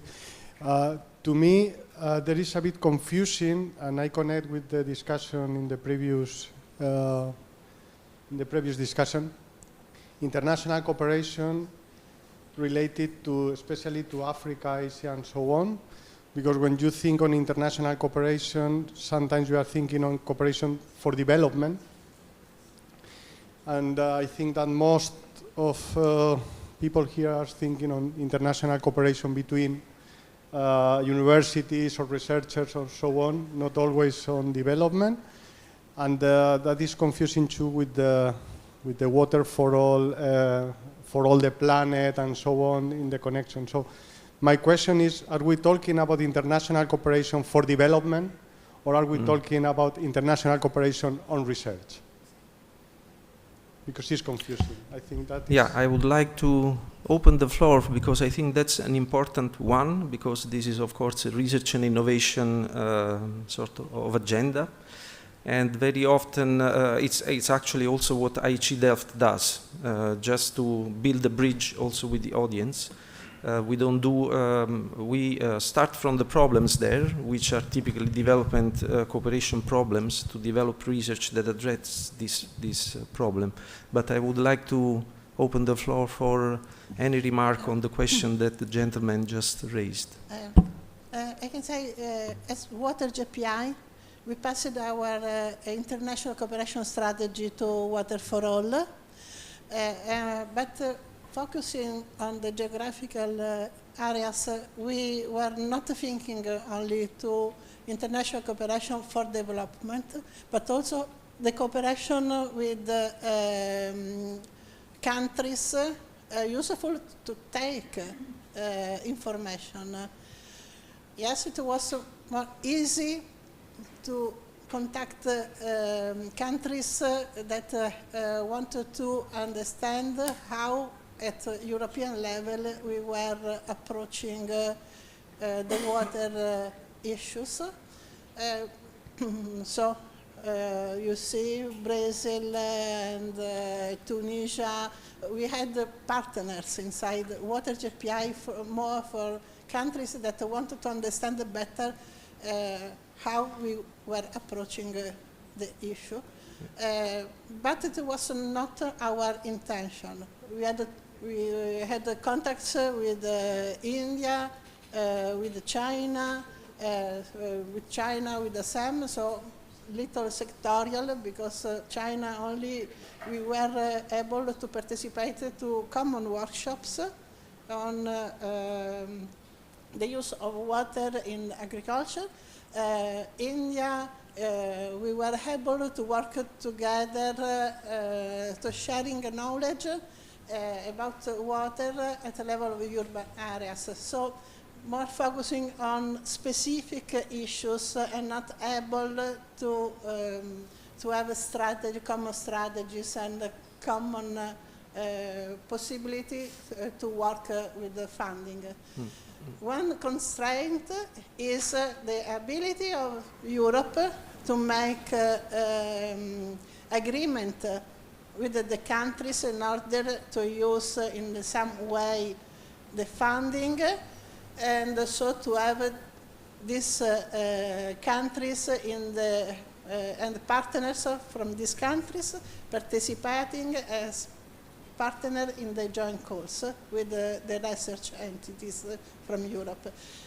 But this is the future. Water4All, now we see that a very long time horizon, so I can say we had success in Water JPI, but also a lot of failures, and so a longer time is useful for recover our gaps. Before giving the floor to Veronique, I wonder if Giuseppina has answered the question, because I think that if you had contacts with the national, when you say country, I guess governments, and if they want to learn from Europe, I guess it's because they want to address development issues. So I kind of sense that was an answer to the question, but I'd like to give the floor to Veronique.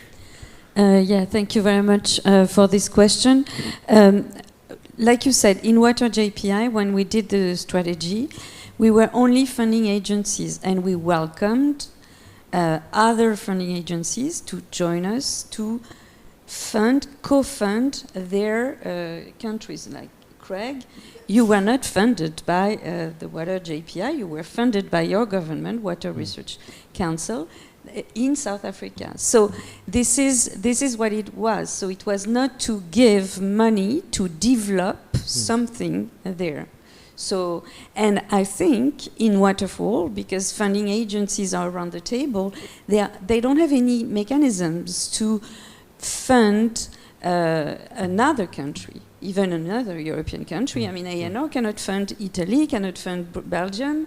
So this is the way it is at the moment. So this is also to knowledge exchange, to do research innovation, to do joint research. And that's not to be a substitute of the World Bank for development or something like that. So this is just what I would like to add. But yeah, after you can do maybe something. I think that's an important point, because I think that countries, if you think about Tunisia, South Africa, etc., they might have as a starting point, of course, the issues on the ground, the problems, but of course the funding mechanism and the administration is a different story with respect to classical development cooperation modalities, you might say. Amanda? Yeah, I'm thinking back to what Benjamin said this morning about Water4All and what our overall strategic goal should be. And it is Water4All. And we need to try and think. It's not just development or just sharing research. It's about what are all the things we need to do to make sure that there is Water4All and that we share our knowledge as broadly as possible, and that we help other countries by sharing that knowledge to be able to provide water for everybody. That's why I'm here, because the human right to water is water for everybody. And I think that Water4All has that vision, and that our international cooperation strategy should be able to embrace all of those things and not just one thing or another. So how do we...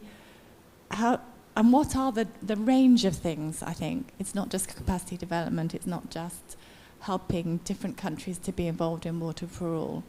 And as you said, there's the mechanism that's inhibiting as well. We need to try and get round some of those issues. Yeah, thank you, Amanda. And I would like to maybe expand a bit on this before giving the floor to others, because we tend to use always the word knowledge sharing, but very often in international cooperation, I think knowledge exchange would be a better word, because I do believe that many countries beyond Europe can benefit from the European knowledge, but it's also the other way around. If you think about droughts, for example, and the whole situation of how countries are addressing droughts, there are countries in the global south that have addressed droughts their whole life. So I think we can learn a lot from them. But maybe expanding on that, I would like to hear some other perspective, especially maybe on the geographical region, because I think Water4All has built this very nice experience of collaborating with quite a few countries. How do we expand to that? Is there a scope for expanding? Should Water4All stick to these countries, and how do we, based on which factors should we expand international cooperation? Anyone?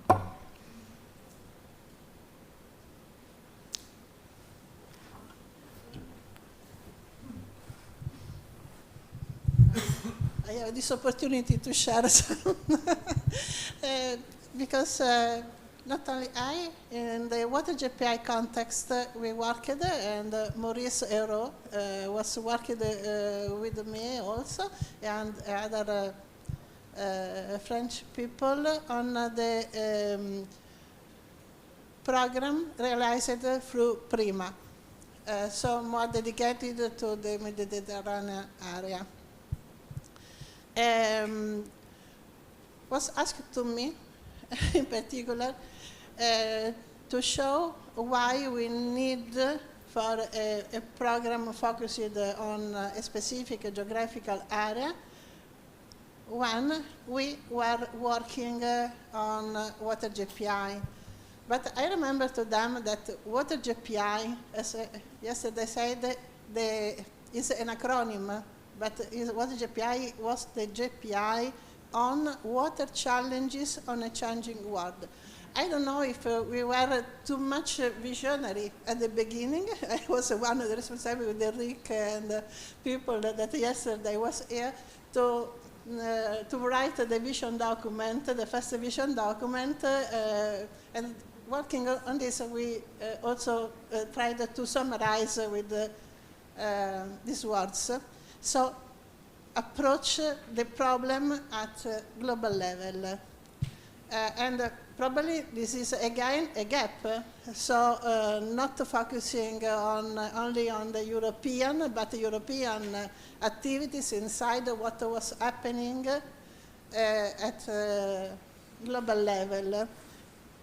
We have at the time just the indication about climate change, and if and water is closely related to the meteorological phenomena and the climatological phenomena.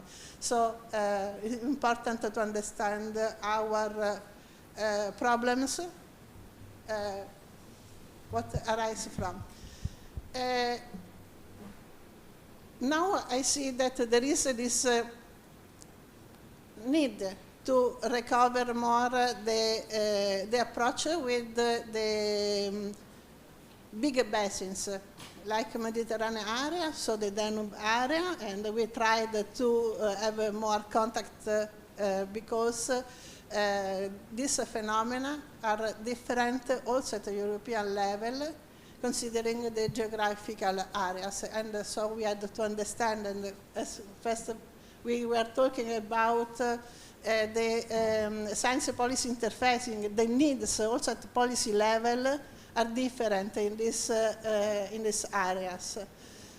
So I think that it's again an opportunity for Water4All to improve this regional approach, to possibly join with action like Prima. Prima now is performing the second phase till 2075. Having 3 years more respect to the original program. So they are finishing, so Water4All having a longer perspective can take something, solve some other problems, because on the experience of Water JPI, we asked from the beginning to the projects to perform action with higher TRL. So a problem in Water JPI was that we weren't able to indicate the level. In the course of Prima, we were able to indicate you have to reach a TRL above 4, above 5. That researchers know very well what it means to reach this level of TRL, and so to go through the research to the innovative level. And I think again and again, if we are completely in the research innovation program, to be able to overcome all the limits that we had, and excuse us for our limits in Water JPI, but I think what we produced is also an opportunity to overcome. And it's very good an occasion like this, because it's anyway a moment of reflection and how to go for further on defending the research, because basically we need research. Thank you, Giuseppina. I find it hard to summarize, but I would like to take a couple of points that you mentioned. First of all, starting from the problems, as you said, and taking a regional approach. So if that's the case, and then I would also like to conclude this part, because I'm also interested in the third bullet there. Is there anyone that agrees with starting from the problems? And I wonder, if we are talking about European problems, who can help us fix our European problems around there? And if a regional approach is also worth exploring. Amanda, you have an answer, I think. It's the wrong question, but actually I had a question actually. I was going to put a question to the room and ask the researchers, when putting together a project, what would encourage you to be more inclusive of African countries or water-scarce countries like the Southern Med and so on? And it might sort of half answer your second question in terms of what mechanisms need to be there to enable that to happen, because I think I'm a little bit worried that the way that Water4All is set up at the moment, and the way that the money is distributed, it puts people off from engaging smaller countries or countries without the funding to be guaranteed eligibility. So I think that it would be quite nice to hear what people would recommend. Some bright ideas that we haven't heard.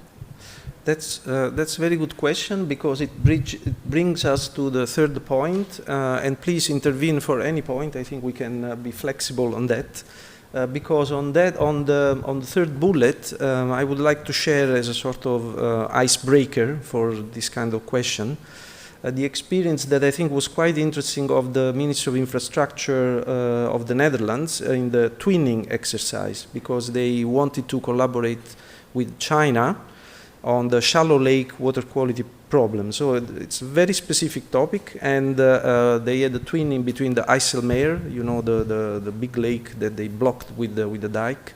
It became all of a sudden from seawater a shallow lake, and the Taihu Lake in China. So we developed together, also we helped them, research programs to address the water quality issue in that circumstances. So that it's like an icebreaker on specific problem addressing, but I would like to hear something else from the audience about how can we cooperate with the countries, and again, which countries or regions? Anyone?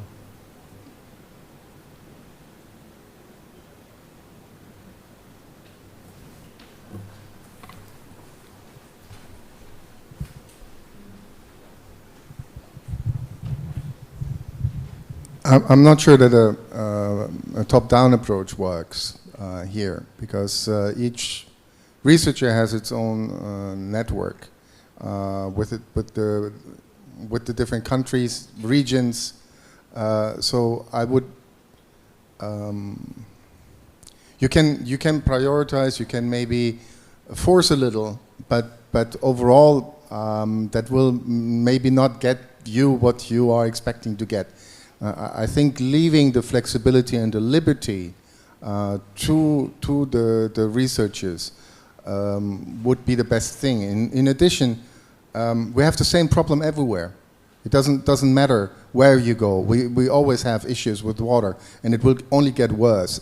So leaving it up to the experts will likely lead you to the most pressing issues around the world without any further need of intervention.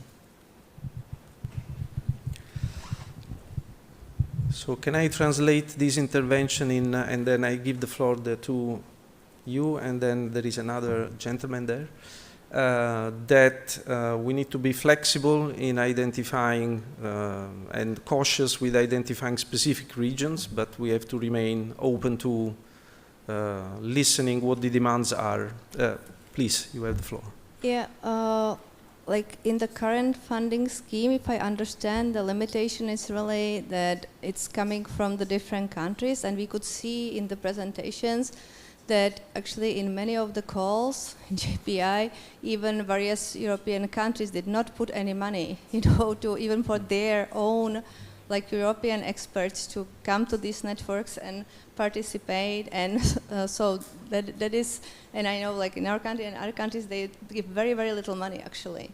And so even for the national people it's like difficult to get involved in the partnership. I totally agree, we should engage with the other parts of the world. That's very, very important, but probably the national agencies would not really, kind of comply with that. So that the question is what we can do, in the current situation. And there definitely are things, like the very important things for the education, and that this was discussed this morning, and being open, especially for like lower income countries. And I wonder if there are some of these workshops, we could bring more people from Africa or, the regions that are really dealing with especially if it's like on a drought, or this type of very relevant issues for them, pollution as well. It's actually all the issues are relevant, right? So the education, or really sharing the education materials. Now I'm really talking more about lower income countries, right?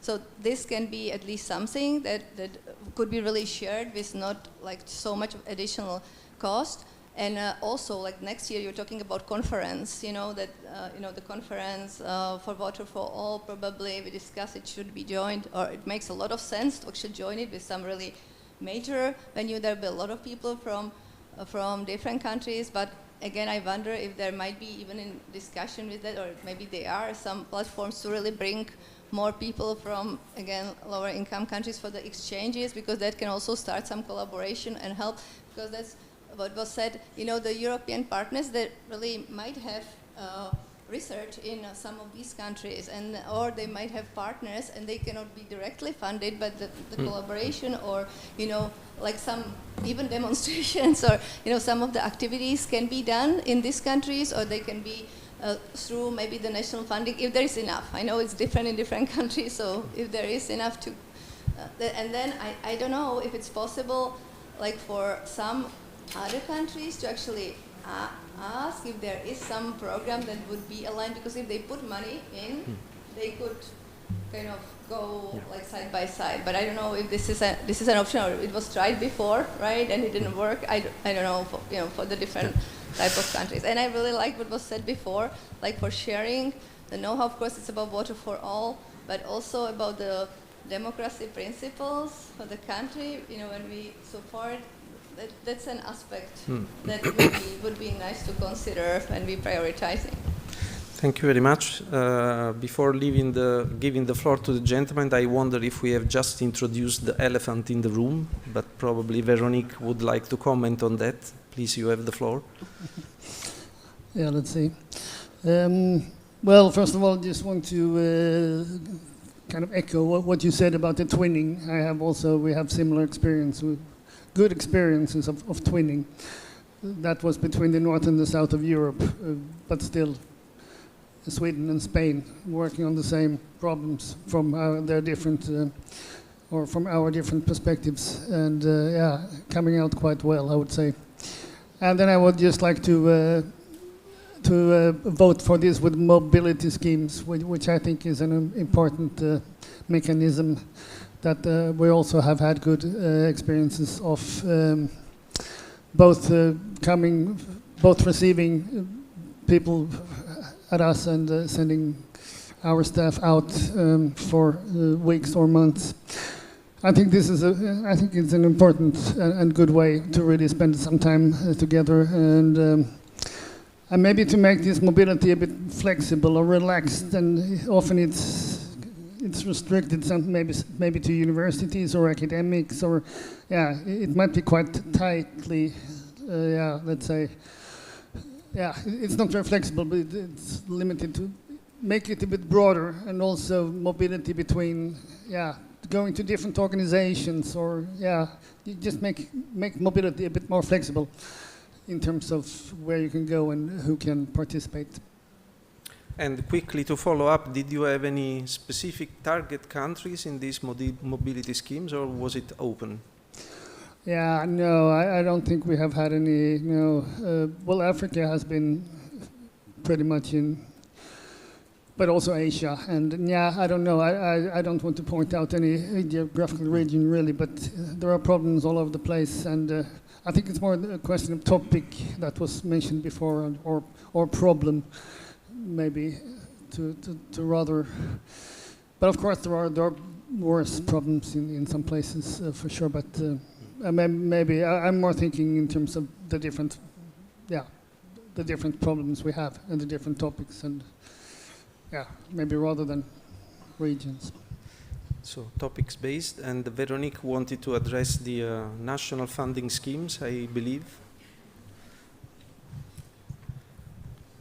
No, it made me think that in the pillar of international cooperation, Water4All should maybe map the bottom-up the bottom-up approach, which means to map all the researchers, European researchers of course, the countries that are, the 33 countries that are in Water4All, and to see what are the regions where they cooperate the most. I mean, we've done that at the French level when we wanted to target some regions. And for instance, we realized that in some fields, our researchers were cooperating since 20 years with India, and it was in 2010, and we were super surprised. We had no idea of that, about that.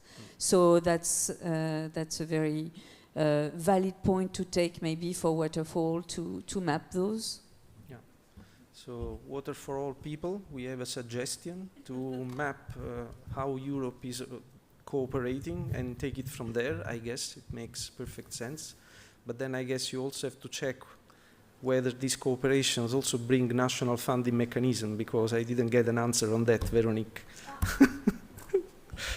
You want to elaborate further on the complexities of tapping into national funding schemes from third countries? Yeah, I mean, I know that it's quite impossible. So at the national level, there are schemes at the European level. So yeah, no. But what you were saying, Clara, I think it's important is that there are not enough funds. Okay, but we can find schemes that are cheaper, so to speak. And if we target knowledge hub, if we target small things. Countries that are less high income, I mean, I would say medium and low income countries, they can maybe participate. And in this knowledge exchange, it's much cheaper, you know, it's a few thousand euros on their side. So that's maybe something to, it's what I was touched upon very quickly yesterday in my talk. It's to be innovative in cooperation tools. Yeah, and I guess also because I heard about mobility schemes, these are typically not extremely expensive type of activities. So that can fall under the umbrella that you just mentioned. Any other ideas on this specific topic? Not very an easy one. Please speak to the microphone. I'm just thinking about demonstration sites. We haven't talked about that, but can they be used as a way to, I'm not quite sure how the funding model works, but if you wanted to use a demonstration site in, say, Kenya, but they're not a contributing or participating country, can that be done through the existing Water4All programme? Or do we need that country to be a participating partner to fund the local aspects? And I suppose my question is, are any of you currently running demo sites or pilot projects in the Global South through the existing programme, or through its Horizon programmes where? Yeah, and it's a relevant question also because I saw in the timeline of Water4All there is a demo site call. So that I wonder how the funding scheme will be in that case. But if there is any Water4All person that can answer that question, Chris. Oh, okay. Well, because we don't have it yet. We are preempting the discussion now. I can step in. Okay. So how are you going to fund the demo call?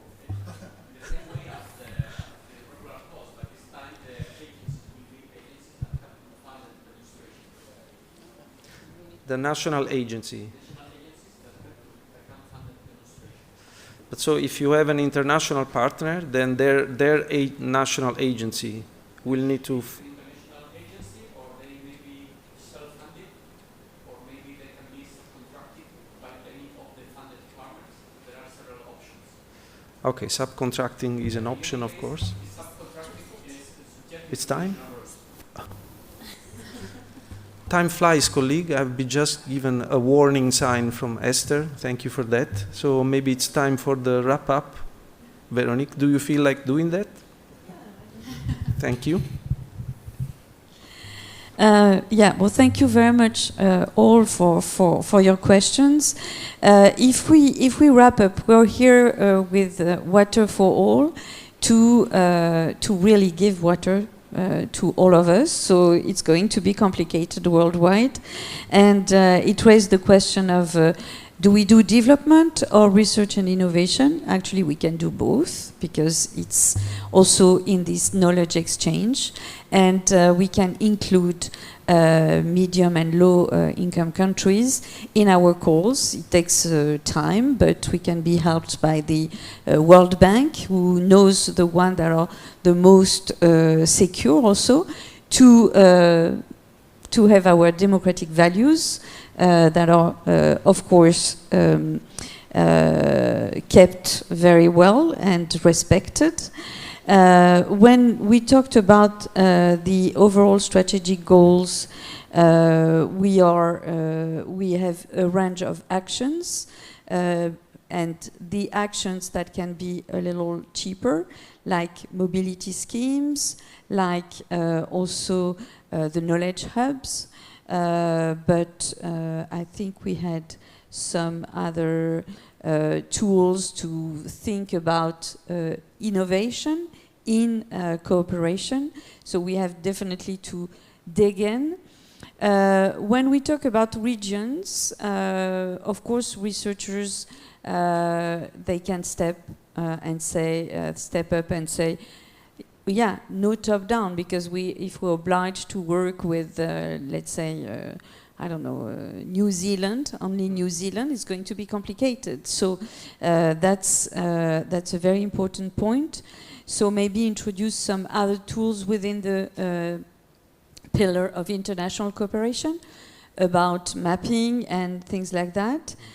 You talked again about PRIMA, so again to try to work with those multilateral tools, and also to conclude, I would again say that we need impact, we need flexibility in international cooperation, and we need to respect our values as Europeans. But at the same time, we need to reach out more and more those medium and low income countries. Did I forget something?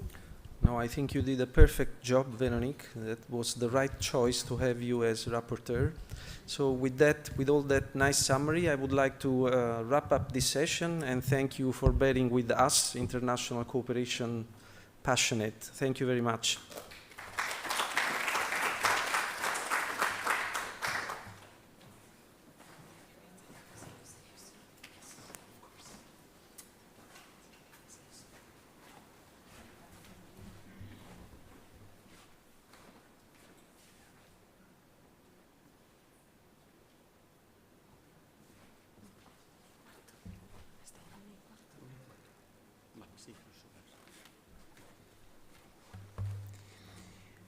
Well, the next point for discussion is the demo call. So following some of the questions we had before, maybe a bit of framework. The ambition of Water4All is to launch a call a bit different of the ones we usually launch, which are more based on fundamental research with also some extension to demonstration. But in this case, we would like to launch a call where the focus is on demonstration. And for this, the type of participation is the same as we have in other calls. We will gather some agencies that can fund demonstration. They can fund companies, for instance. They can have the capability of funding in demo sites. For the time being, we have collected expression by some funding agencies. We are by now with a committed budget of around 14 million euros. We need to increase that, also the number of companies that can be involved, the number of agencies. Regarding the type of solutions that should be demonstrated, we are not restricted to technological solutions. We can also go for another type of solutions regarding social awareness, governance, and so on. So we are totally open for that. but we need to define a couple of aspects regarding this demo call, and this is the time for collecting ideas that can be helpful to build the call.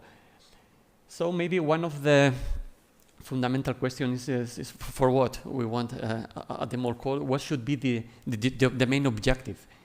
And there we have some options which are showcasing solutions, also scaling innovations, maybe validating technologies, fostering uptake. So this is maybe one fair question to debate.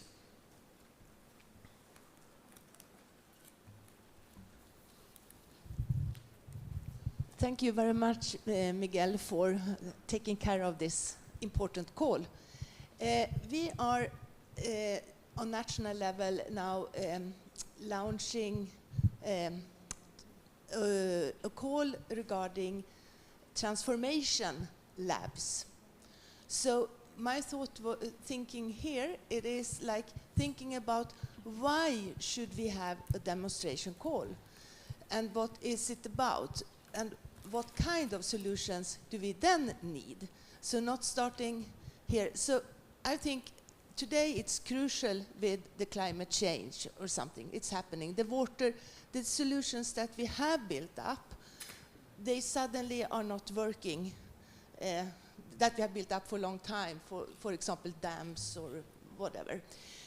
So this transformation labs, in one sense, if it could be thinking about that I just wanted to ask you to reflect on that as well.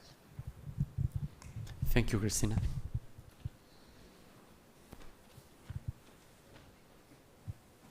We keep you in shape. Yeah, I'll do more than 10,000 steps today. Yeah, sorry to intervene. So the main objective, I mean, we are discussing a lot about policy impact. So a demonstration call, it should not necessarily show the policy impact, but it should maybe allow to increase the policy impact that different projects and so on should have. So I think we need to be very careful in what to put in there. Showcasing solutions, that's very technical. So depends on which policy we are targeting. Scaling innovations, that's again engineers who are interested in this, but it's not policy. So the demonstration call, given that we want to have a strong policy impact, should keep that in mind and should try to allow addressing all of the questions which we had during the previous discussions. Mm-hmm. Yes, I like that view of a demo call as a way to reaching policymakers. Maybe, well, it's what we were maybe discussing before. We need a common language, and demonstration maybe a common language. It's in between the two sides.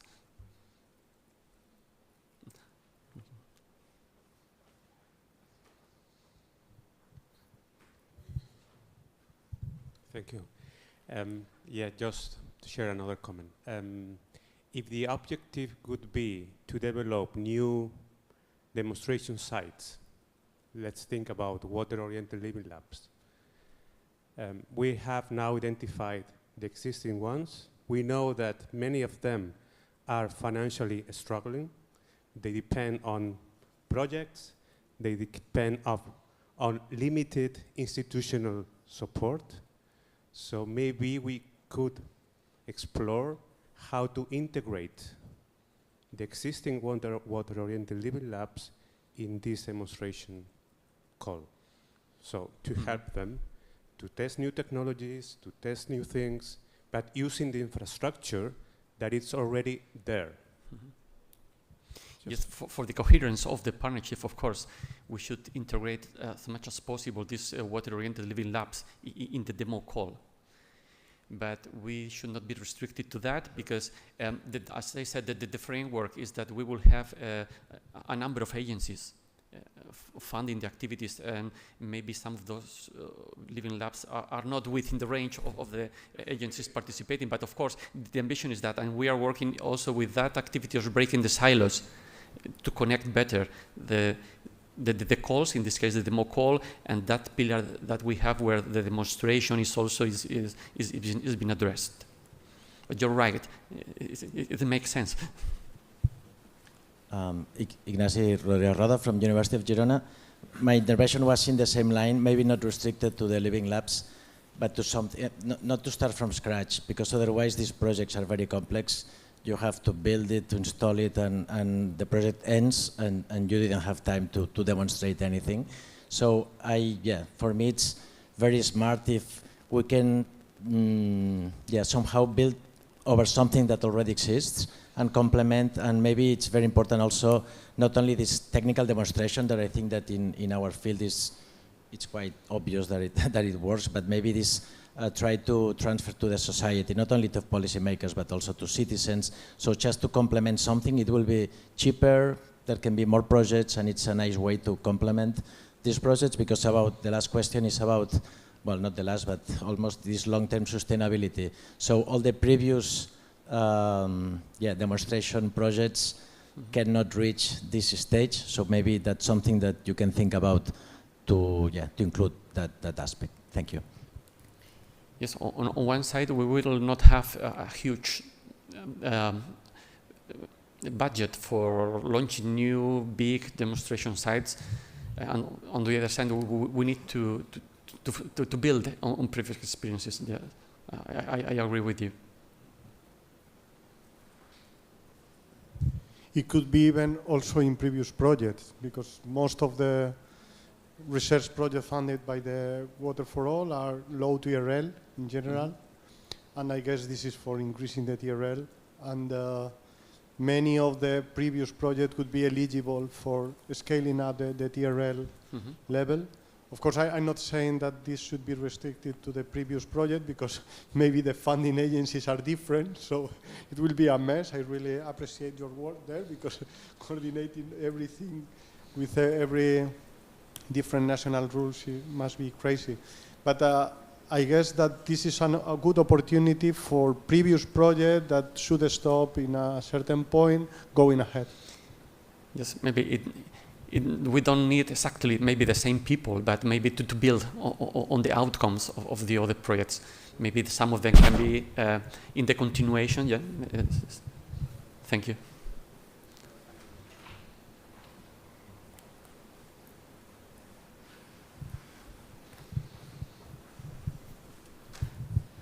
Thanks. I just wanted to build on the Living Lab idea, and I think it's a good idea to build on work we've already done, whether it's through the Living Labs or already funded calls. But I think if you take the basic premise behind a Living Lab, you start with a problem or a challenge, and then you bring to the table a number of different solutions that could solve some or all of the problem. So it's an opportunity to bring together in a Living Lab several of the funded projects together to see which one is most acceptable in a real environment. So I think we could really build on what we've done with our existing projects and with the water-oriented Living Labs potentially, although they may not be the right location, but we need to have a look at what the projects are, the clusters of projects that we've got. But the idea would be to bring a cluster together to try and solve a problem in a given location. And then if you've got the existing Living Lab already there, it's great. You've got all the stakeholders already engaged. It shortens that time window. You know, I accept that 3 years isn't very long. So it may be that you can help to improve the situation in that particular location. But I'd really like to see a proper Living Lab. I think a lot of the Living Labs that we talk about are called Living Labs, but they are aspiring to be Living Labs, but they're not really looking at it from the point of view of the challenge and how to co-create the best solution with the technologies that are on the table. And we have an opportunity here to really build on this collection of funded projects that we have already. Mm-hmm. Yes.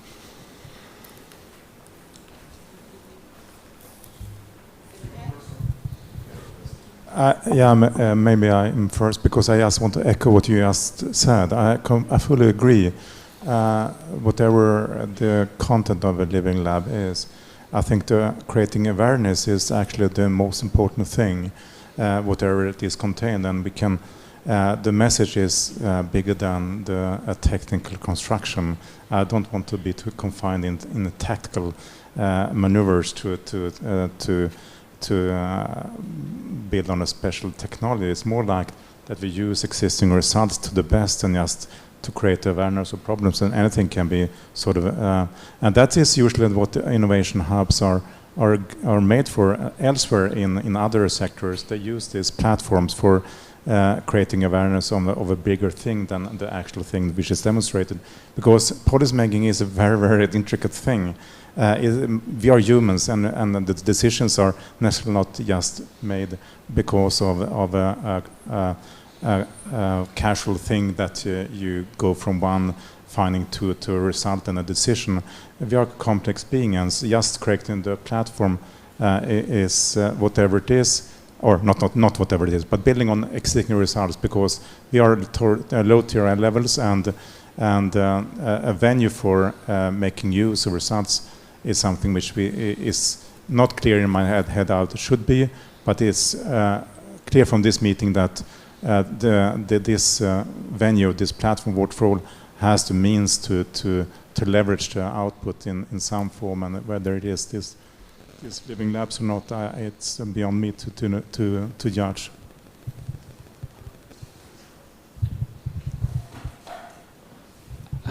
The Water Research Commission initiated a program in about 2018 called WADA, which is the Water Technologies Demonstration Program. And they have an annual call where you can apply for funding to prepare a water demonstration program. I'm not sure of the success of that. The idea is to showcase technologies developed through the Water Research Commission for commercial uptake. But it might be interesting to have a look at the webpage and to liaise with the WRC and just get a sense of what their intent and purpose was, because there might be pieces of that that could be interesting and relevant for this call.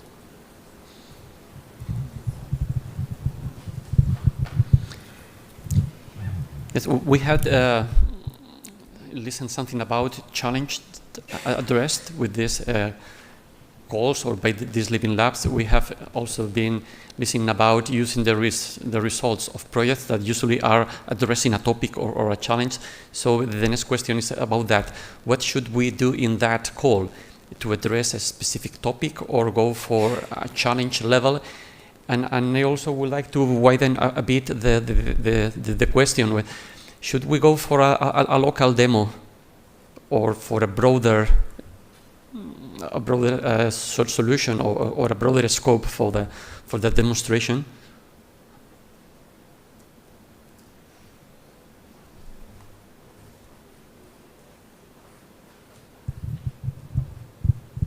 I would say that it would really depend what the actual demonstration is, right? Because and what is the budget? Because some think if it's like some technological solution that's probably not feasible to do many places, that can be actually built on what is already there, right? Go beyond that. Yeah, you have different options for like upscaling innovation, because that's very often the thing that something really works in lab very well, and then we take it to the field, and then it's very energy demanding, or it's really problematic and things like that. But so it really depends what it is. So depending on, or if it's some like restoration activity that could be in different places, then it can be wider, but I don't think you can limit that, right? Or you should limit that, right? Because it would really depend on the feasibility under the given budget, I think, and what is the type of this demonstration. Yeah, so I think it might really differ. It might not be feasible to go very global, right? Yes. Well, for the time being, we don't know what the budget will be. This is something, of course, that with our efforts from now is on enlarging that budget available. But let's say then we can move in the order of magnitude of other calls. Let's say we have around 20 million euros. So this is not the type of funding that you expect for launching new large demonstration sites. So this is the framework that we will have, and maybe we can build on that idea that we should use some previous efforts, some previous sites. But just to understand, so you are like planning to have more of the demonstrations, right? Or you want to have like one in many places? Or Well, this is something that also we need to define. Maybe we can go for a call where we can fund just one project, but it's going to be difficult because we should have all the agencies in the same project. Yeah, This is tricky, so maybe we will need to split the budget in 2, 3, 4 projects so that we guarantee the participation of all the agencies. In this case, we will have at least several sites. Also, each project can have several sites, but my question is, in a single project, do you think it's more useful to have all the efforts in a single site, or something demonstrating something in a wider region or with a wider approach? To me, it really seems, yeah. But then I didn't realize you were considering fund like single projects or something, because again, you know, the funding should be effective to really demonstrate something, show something. So if there is some innovation that can be demonstrated, and maybe you should encourage, you know, it should be really done, if possible, in multiple places, right? If it, you know, if it is something that can be done in multiple places, but probably like a bit smaller, focusing on some really solution and demonstrations, you know, with not so many partners, would be more effective to really get something done, right? Rather than trying to like do one very, very big thing. I don't know who would be able to coordinate that, you know, put it together across all the countries and agencies. I cannot imagine how would that work.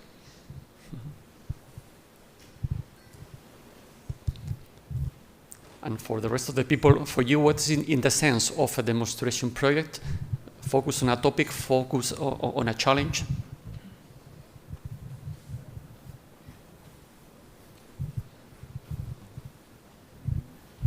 Whatever I'm saying is not fully digested then by my head, but so take it for what it is. But I think it also should be a platform for educational purposes to train.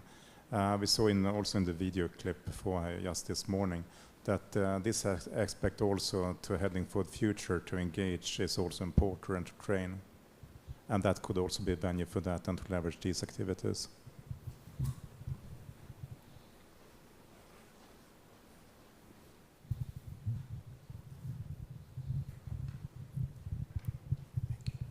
As a demonstration call, I would say it shouldn't be limited to a specific topic, more to a TRL, to a demonstration level. But I guess that the reality is that then every funding agency will support or not different topics, and it will be even more crazy. Mm-hmm. Because every funding national agency will support different topics, so some of them could be demonstrated in some places, other topics not, so it's difficult. Mm-hmm.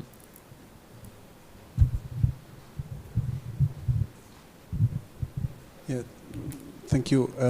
An idea could be to align the projects with the water resilience strategy, because we have flagship captions starting now, but the timeline of the strategy is 2030, 2033. So as we are going to demonstrate activities to align with that objectives, and that flagship action can really increase the synergy of Water4All with the European strategies. So this is related to the comment that we had at the beginning about having an impact in policy. So having a call with a demo that can really impact policy.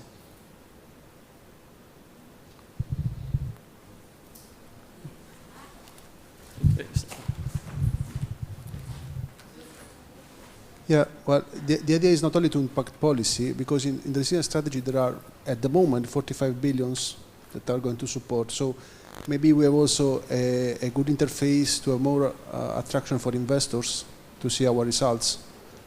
So all the efforts are going in this direction now. Investors are looking at the water resilience strategy, and investors, regions, actually research uptakers, I would say. So the impact is actually multidimensional, if that is clearly mentioned. And also the interface, we have the interface because, again, our policy officer is also in charge of transferring the results to the other DGs. I think it's a win-win situation.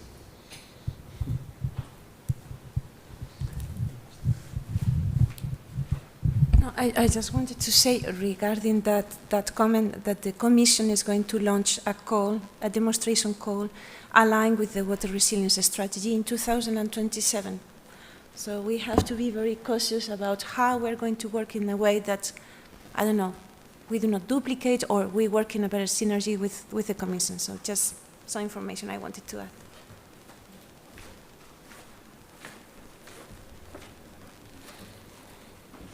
Well, another open question that we have for progressing in defining this demo call is if we should go for systemic integration or maybe focus on some sectorial solutions.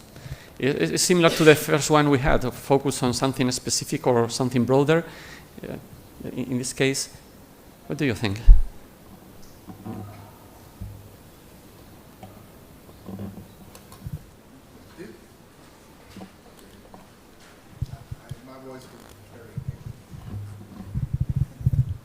I think this depends on how unique this call will be.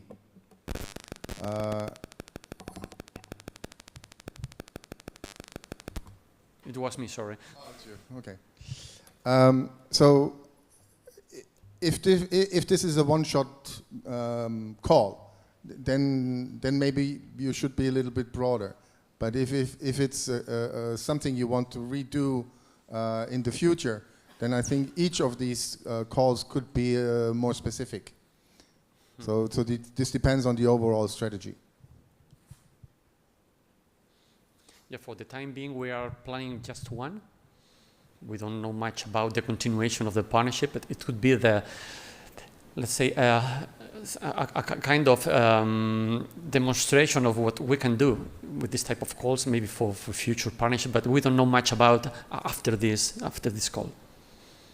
So for the time being, let's say this is the only one within the lifetime of the partnership.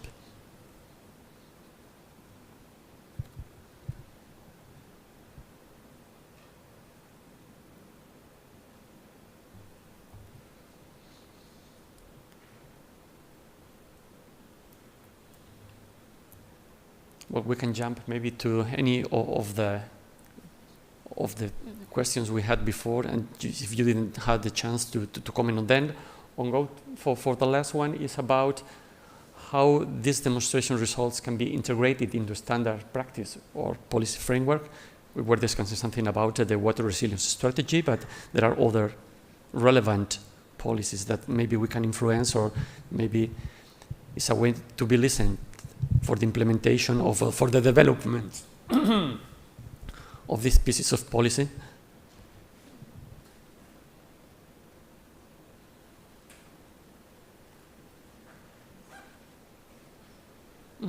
Yes.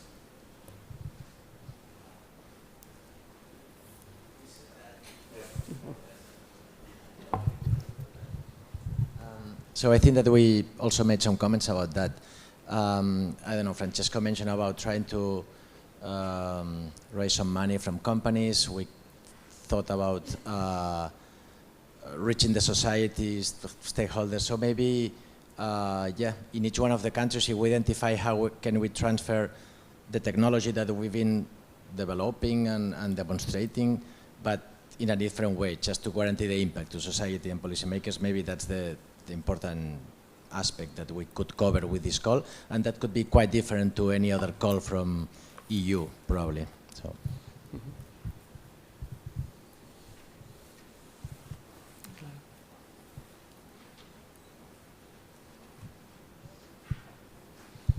I would say this is the basic question that should be included in every proposal, right? So for the proposal, this would be a decision criteria also, that there is this intake strategy, that should be really part of the project, already for the proposal and for the project, right? Because again, this is so broad, or to me, it is really broad. I'm thinking what, the demonstrations call can be. I'm trying to imagine that. I can imagine some technical solutions, upscaling, something working in lab, taking it to the field, some, I don't know, restoration activities, but it can be really broad. The question is maybe you should have subcategories at least to make it a little bit more specific, because I don't know, maybe I would have a little bit hard time to actually understand what is expected from this general wording, but definitely how the demonstration results, whatever you want to develop under this call and implement, right? Because this is about really demonstrating something in the field, how this can be integrated into standard practice, how it can be integrated to policy framework. And there should really be a clear strategy, so that people who are really coming up with the demonstrators, they should have a clear idea and plan for that. Because if it's some technology that would work, I can imagine, that can be uptaken by the companies, or maybe the companies would be already involved and they would be very happy to make it into their products and use it if it's really working.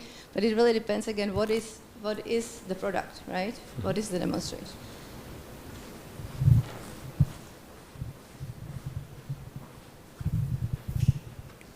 Yeah, I totally agree with previous comments, and we should incorporate as an idea to the call that every proposal should be well built on a realistic business plan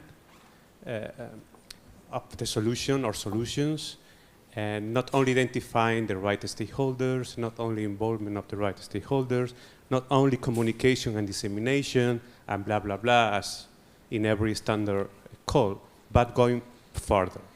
Like, what's the business model? How you are going to guarantee the valorization of the results? And valorization is, reaching the market, reaching companies, reaching policymakers. How you're going to do that? Not about publishing scientific papers or dissemination. Going further. No, of course, the purpose of this demo but it should be clear written on the call. No, of course, it will be beyond the production of scientific data. Maybe even the demo call should be maybe based on those previous results. Yeah. And we are receiving comments about technology, but can anyone comment on other type of demo call? Not necessarily to check technology, but maybe check a governance model, or a type of participatory approach, or something related to maybe to behavioral change. Does anyone have experience in that and can comment on that?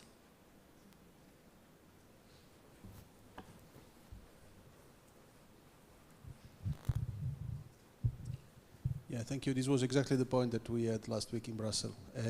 There were many, in terms of Horizon, a demo call, extremely successful, again, from the scientific point of view, that delivered very, very good community of practice, governance, and so on, that, of course, are highly related to the specific country and the specific region. So maybe very highly successful in the region, but then even the uptake in the same region was not successful because in many cases the water district authority was not involved. So putting this in the formal pipeline of institutional uptake is the challenge, and this was discussed. So analyzing the institutional framework and which are the pipelines to put this on the table, as probably rarely will be done. And we were analyzing about 1 billion budget of projects. So this is very important. Another point is about the technology uptake. This again was discussed in, but so it's very good that we have the same discussion. So it's not only about Water4All, it's a common discussion. We talk about this TRL. Well, if we consider what the European Innovation Council is doing, they are very much putting a lot of attention to the investor readiness, because this is crucial. Money cannot be only public for scale up of technologies. So should be at least public-private, or sometimes only private. And well, I definitely agree with what Alfonso said. The format should be what the investors are asking. So business plans that are bankable, not only studies. And again, analyzing many projects. I learned a lot by analyzing. You can find rarely this stuff. This stuff are done by professionals sometimes. So I don't know if we are able, as a research community, to deliver what is needed there. Last point is about long-term sustainability. You know, the LIFE program they have in mind is long-term sustainability. They have a kind of receipt. I don't know if it is successful, honestly. Understanding the link between, on one side, the following European programs, such as the EIC, that is very relevant for this full scale up. What LIFE is doing, avoid the duplication, is something that we need to focus. And in terms of, again, governance, there are some programs that are making a kind of obligatory the involvement of stakeholders that are de facto implementing policies. So policy implementation is the issue, and having them on board with a final document, final result, that this is on the table of the ordinary work of the policymakers. So, for example, we had the project where in the ordinary meeting, this was a LIFE, was about microplastics. There was a discussion about the LIFE, well, we were together, and well, this was a very small project, but a huge impact. Because in the Water Observatory, the formal one, this was always in the agenda. So no fantastic scientific papers, but the head of the district authority, that is the Central Italy, is a huge district authority, he knew, and he's still asking about the outcome. And when we are telling him the project is finished, it's a pity. We should find a way to continue. So it's a very good follow-up from their side.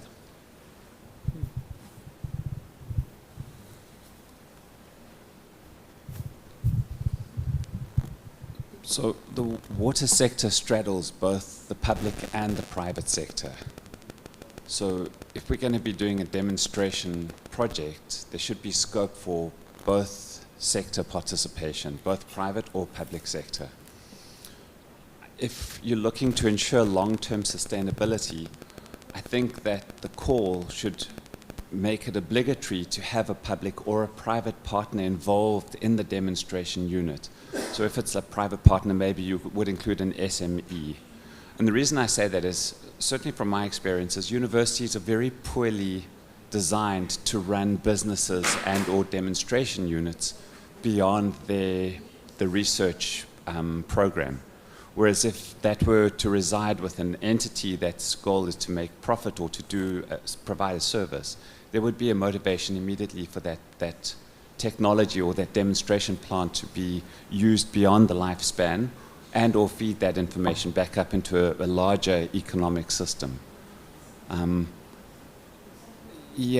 think to make it inclusive of all of the previous programs that you've got, so call 1 to 6 would be really useful, any technology from any one of those, and then I would suggest try and include an obligatory partner that can actually hold the space afterwards. But then there has to be some thinking around where the IP resides and who owns that, because that can get quite complicated as well. Just some thoughts on long-term sustainability. Okay, thank you. Maybe we can take one more comment. Over there. Thank you.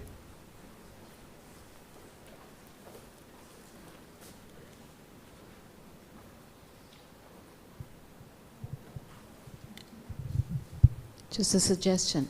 A specific aspect of a call could be co-funding, either post-project or as part of the project, mandatory with end users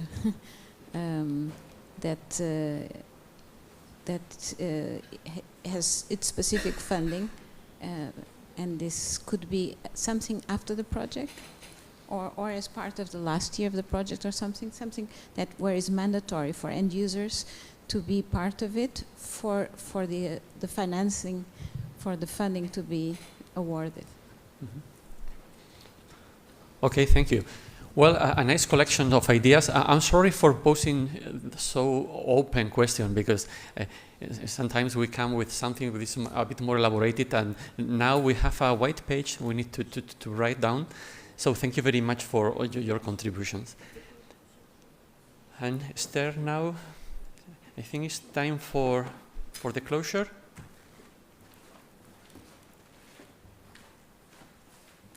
Don't go too far. Miguel Ángel, Josepina.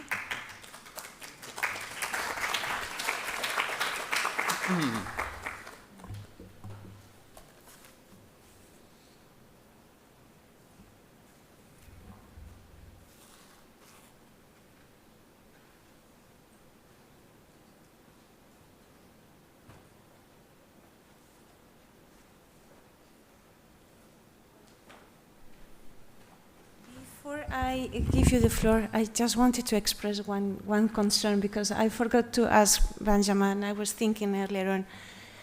We are talking about the fifth call, the sixth call, and the demonstration call in 2027, 2028, but the program continues until 2034.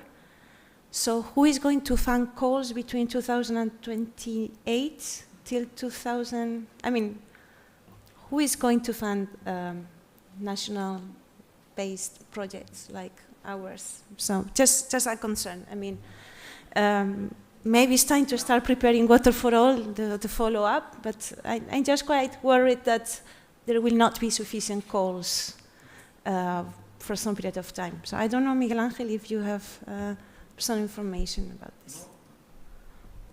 No clues for the time being. Maybe when we work more in that phasing out strategy, we may have a clearer picture of how we bridge the new framework program. Yeah. But by now, this is the okay. What But we just let's not forget that we need more calls between 29 and 34. Okay, so thank you very much to everybody for your participation, and now I'm going to give the floor to our Vice Chair and Chair for the official closing of the Water JPI. Thank you, Esther. Well, I have the privilege of delivering some final words, but at this point it's difficult to say something new, something different. I'm going to say the same, but using my own words. And I will add some personal reflection, and would like to speak about people, because the Water JPA, Water4All, all these things is just the collection of people that have put some collective work. And I will start with the first news I had about this. It was Rosa Rodriguez. Some of you know Rosa. She was a very well-determined woman that pushed a lot for having this Water JPI. And she proposed me to collaborate in the Water JPI. And soon after that, I received a message by a man by the name of Enrique Playan, saying, "Welcome to the engine room." And in fact, it was an engine room with engines that never stopped working. Now the engines will stop after 14 years. And the thing that impressed me the most when I came to this engine room was people, in fact. All these people working for the agencies, putting so much effort for giving the researchers the opportunity to have a better opportunity to do the research. My background was in the academic field, and my feeling is that all the academics should know about you, how much you work for these people and for the good of science. And commenting about people, I want to comment about Enrique. Enrique has been my boss for some few years, but he's no longer my boss, so I can speak freely. And I was impressed by his pragmatic view that was very useful for building the threads for this Water JPI, and also the skills for reaching agreements. I remember that when we were able to split the activities of water among the different partners, one of the colleagues at that time, Hans, he was a representative by one of the co-leader institution at that time, said, Enrique, you should receive the Nobel Prize Award for diplomacy. And well, some of you were there from the beginning. These days I've seen Giuseppina, of course, was there from the beginning. Esther was there. I think that Harry, I don't know if Harry's in the room. Alice was there from the very beginning. Some of you incorporated lately. And many people, so many rotations, many people along this. Robert was also there. Sorry if I forgot anyone. It has been very important to have so much people on board. People rotate, also the coordination rotated. Then came the time for Dominique, again a very well-determined woman, tireless woman, I would say. Also the time for Podrick, for Maurice. At that time we discovered that we should integrate more the activities of the chair and the vice chair in the management of the initiative.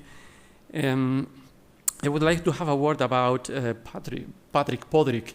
He is a master of masters, and we all learned a lot from him. And also from Dominique, not only this intense activity that she developed, but also the importance she gave to people. She knew the name of every one of us, and that helped us to feel a part of a community. And this community has really important for everything.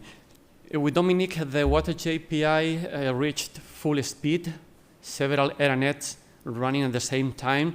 We had meetings every other week, and we needed to travel every other week. And now it's very difficult for me. It was only Water JPI, but for some of you, you are in several initiatives. So it was very, very demanding. Colleagues, I met with some of you more often than with my own relatives. So we became that kind of family. And then COVID came. And it changed things. And it changed things in a very crucial way and in a very crucial moment when we needed to change from Horizon 2020 to Horizon Europe. And we needed to do a lot of remote work on these crucial aspects. And here's where the community build had a value. We were able to build the new program working remotely because we knew each other quite well. We had built that trust that was so important. And again, Dominique was very important in building that trust. And I have a very nice memory of this sense of family when we went back from the lockdowns, the restrictions, and we had the first meeting, the first presential meeting. I remember Osman from Forma saying, you know, guys, seeing you, I feel like at home. So that was the spirit that we used. And with this experience, we were able to build this new and fantastic beauty beast, as I say, which is Water4All. But the Water JPI continued, and then came the time for Veronique. And for Veronique, you came from a very different background, but you really understood quite well the needs that we had in Water JPI, and we maintained the efficiency in spite of those difficult moments. It's funny that we met the first time presentially just at the end of the Water JPI. And then again, another change in coordination. It was a time for Esther, for Giuseppina. Both of you were here from the beginning, so it was nice to have you again here on board with so important role, because most of the attention was in Water4All, but we needed to continue with the Water JPI, and your efforts were very important for having in mind that we cannot forget about the legacy, the outcomes of the Water JPI, and we need valorization. I think this is something you have had always in mind, and you are working for it. And finally, I would like to recognize the commitment of all the agencies, of course, all the representatives, our advisory boards, and also two agencies that took the lead for the coordination. First was Mineco in Spain, and then ANR in France. Well, the role of ANR has been very important, a sustained commitment, and not only the institution, but also the people. And I would like to recognize the work by Juliette. Juliette has always been there. She has been the second coordinator of the Water JPI all this time. And talking about people, of course, the researchers. This is for the researchers and the stakeholders, and we can't do anything without your support, and you were always very supportive. More than supportive, I would say, when you presented so many proposals, but fortunately we had them, and we had always marvelous proposals, very good experts collaborating, not only in the calls, also in the knowledge hubs, in our advisory boards, all the workshops that we organized. Well, I don't have much more to say, but I will steal 2 sentences that I have heard in these days. The first is by Fiona. Fiona said that without the Water JPI, things wouldn't have been the same. And the other sentence I have stolen is from Esther. Thanks to the Water JPI, we were listened, and the water challenges were listened. So thank you.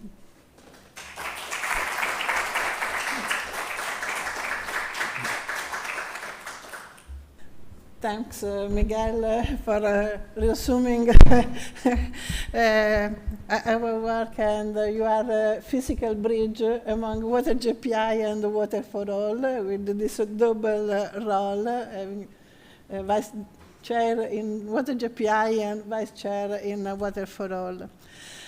Just a few words. I want to thank again the organizer of this final conference at the University of Malaga to permit to us to have this, for me, exciting event, because I was able to meet once again, a lot of colleagues.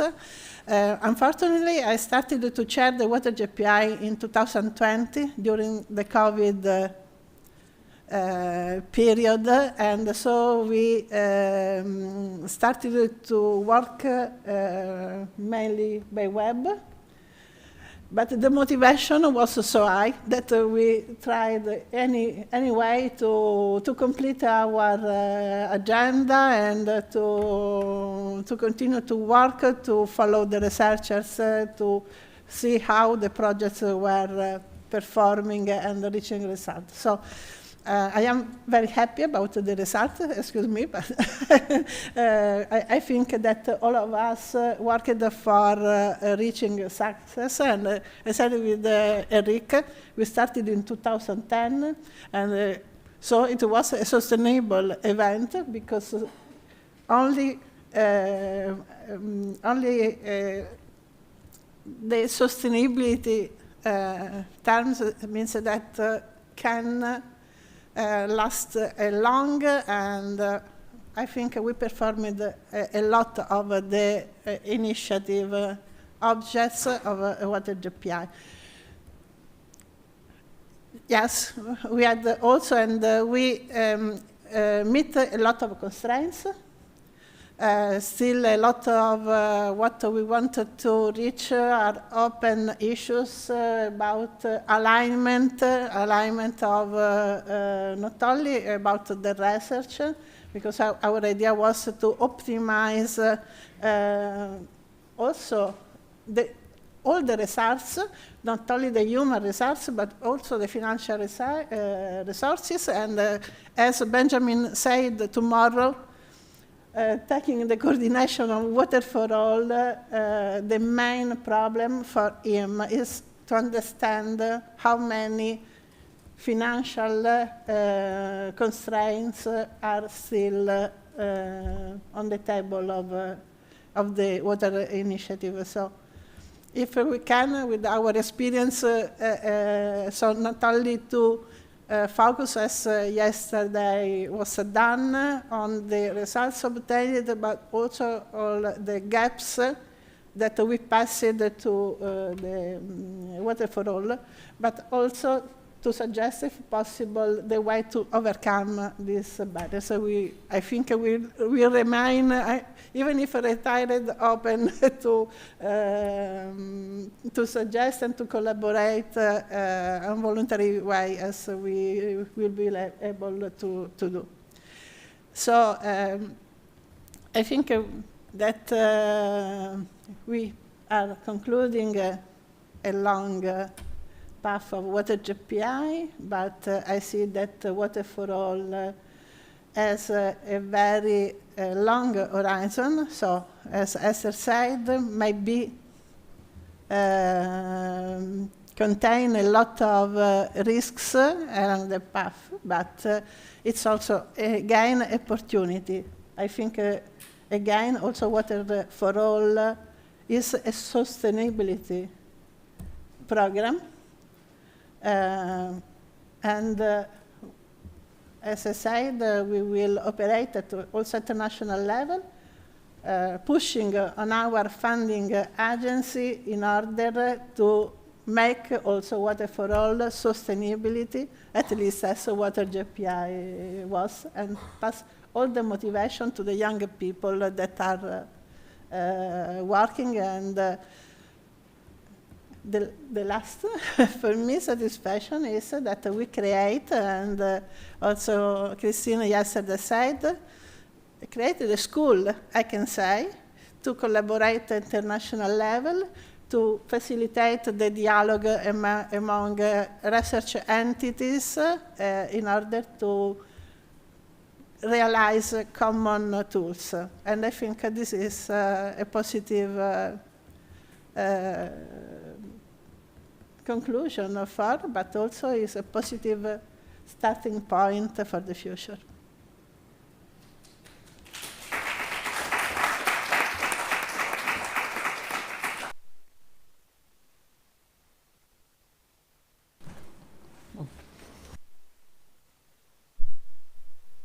That's it. We are done.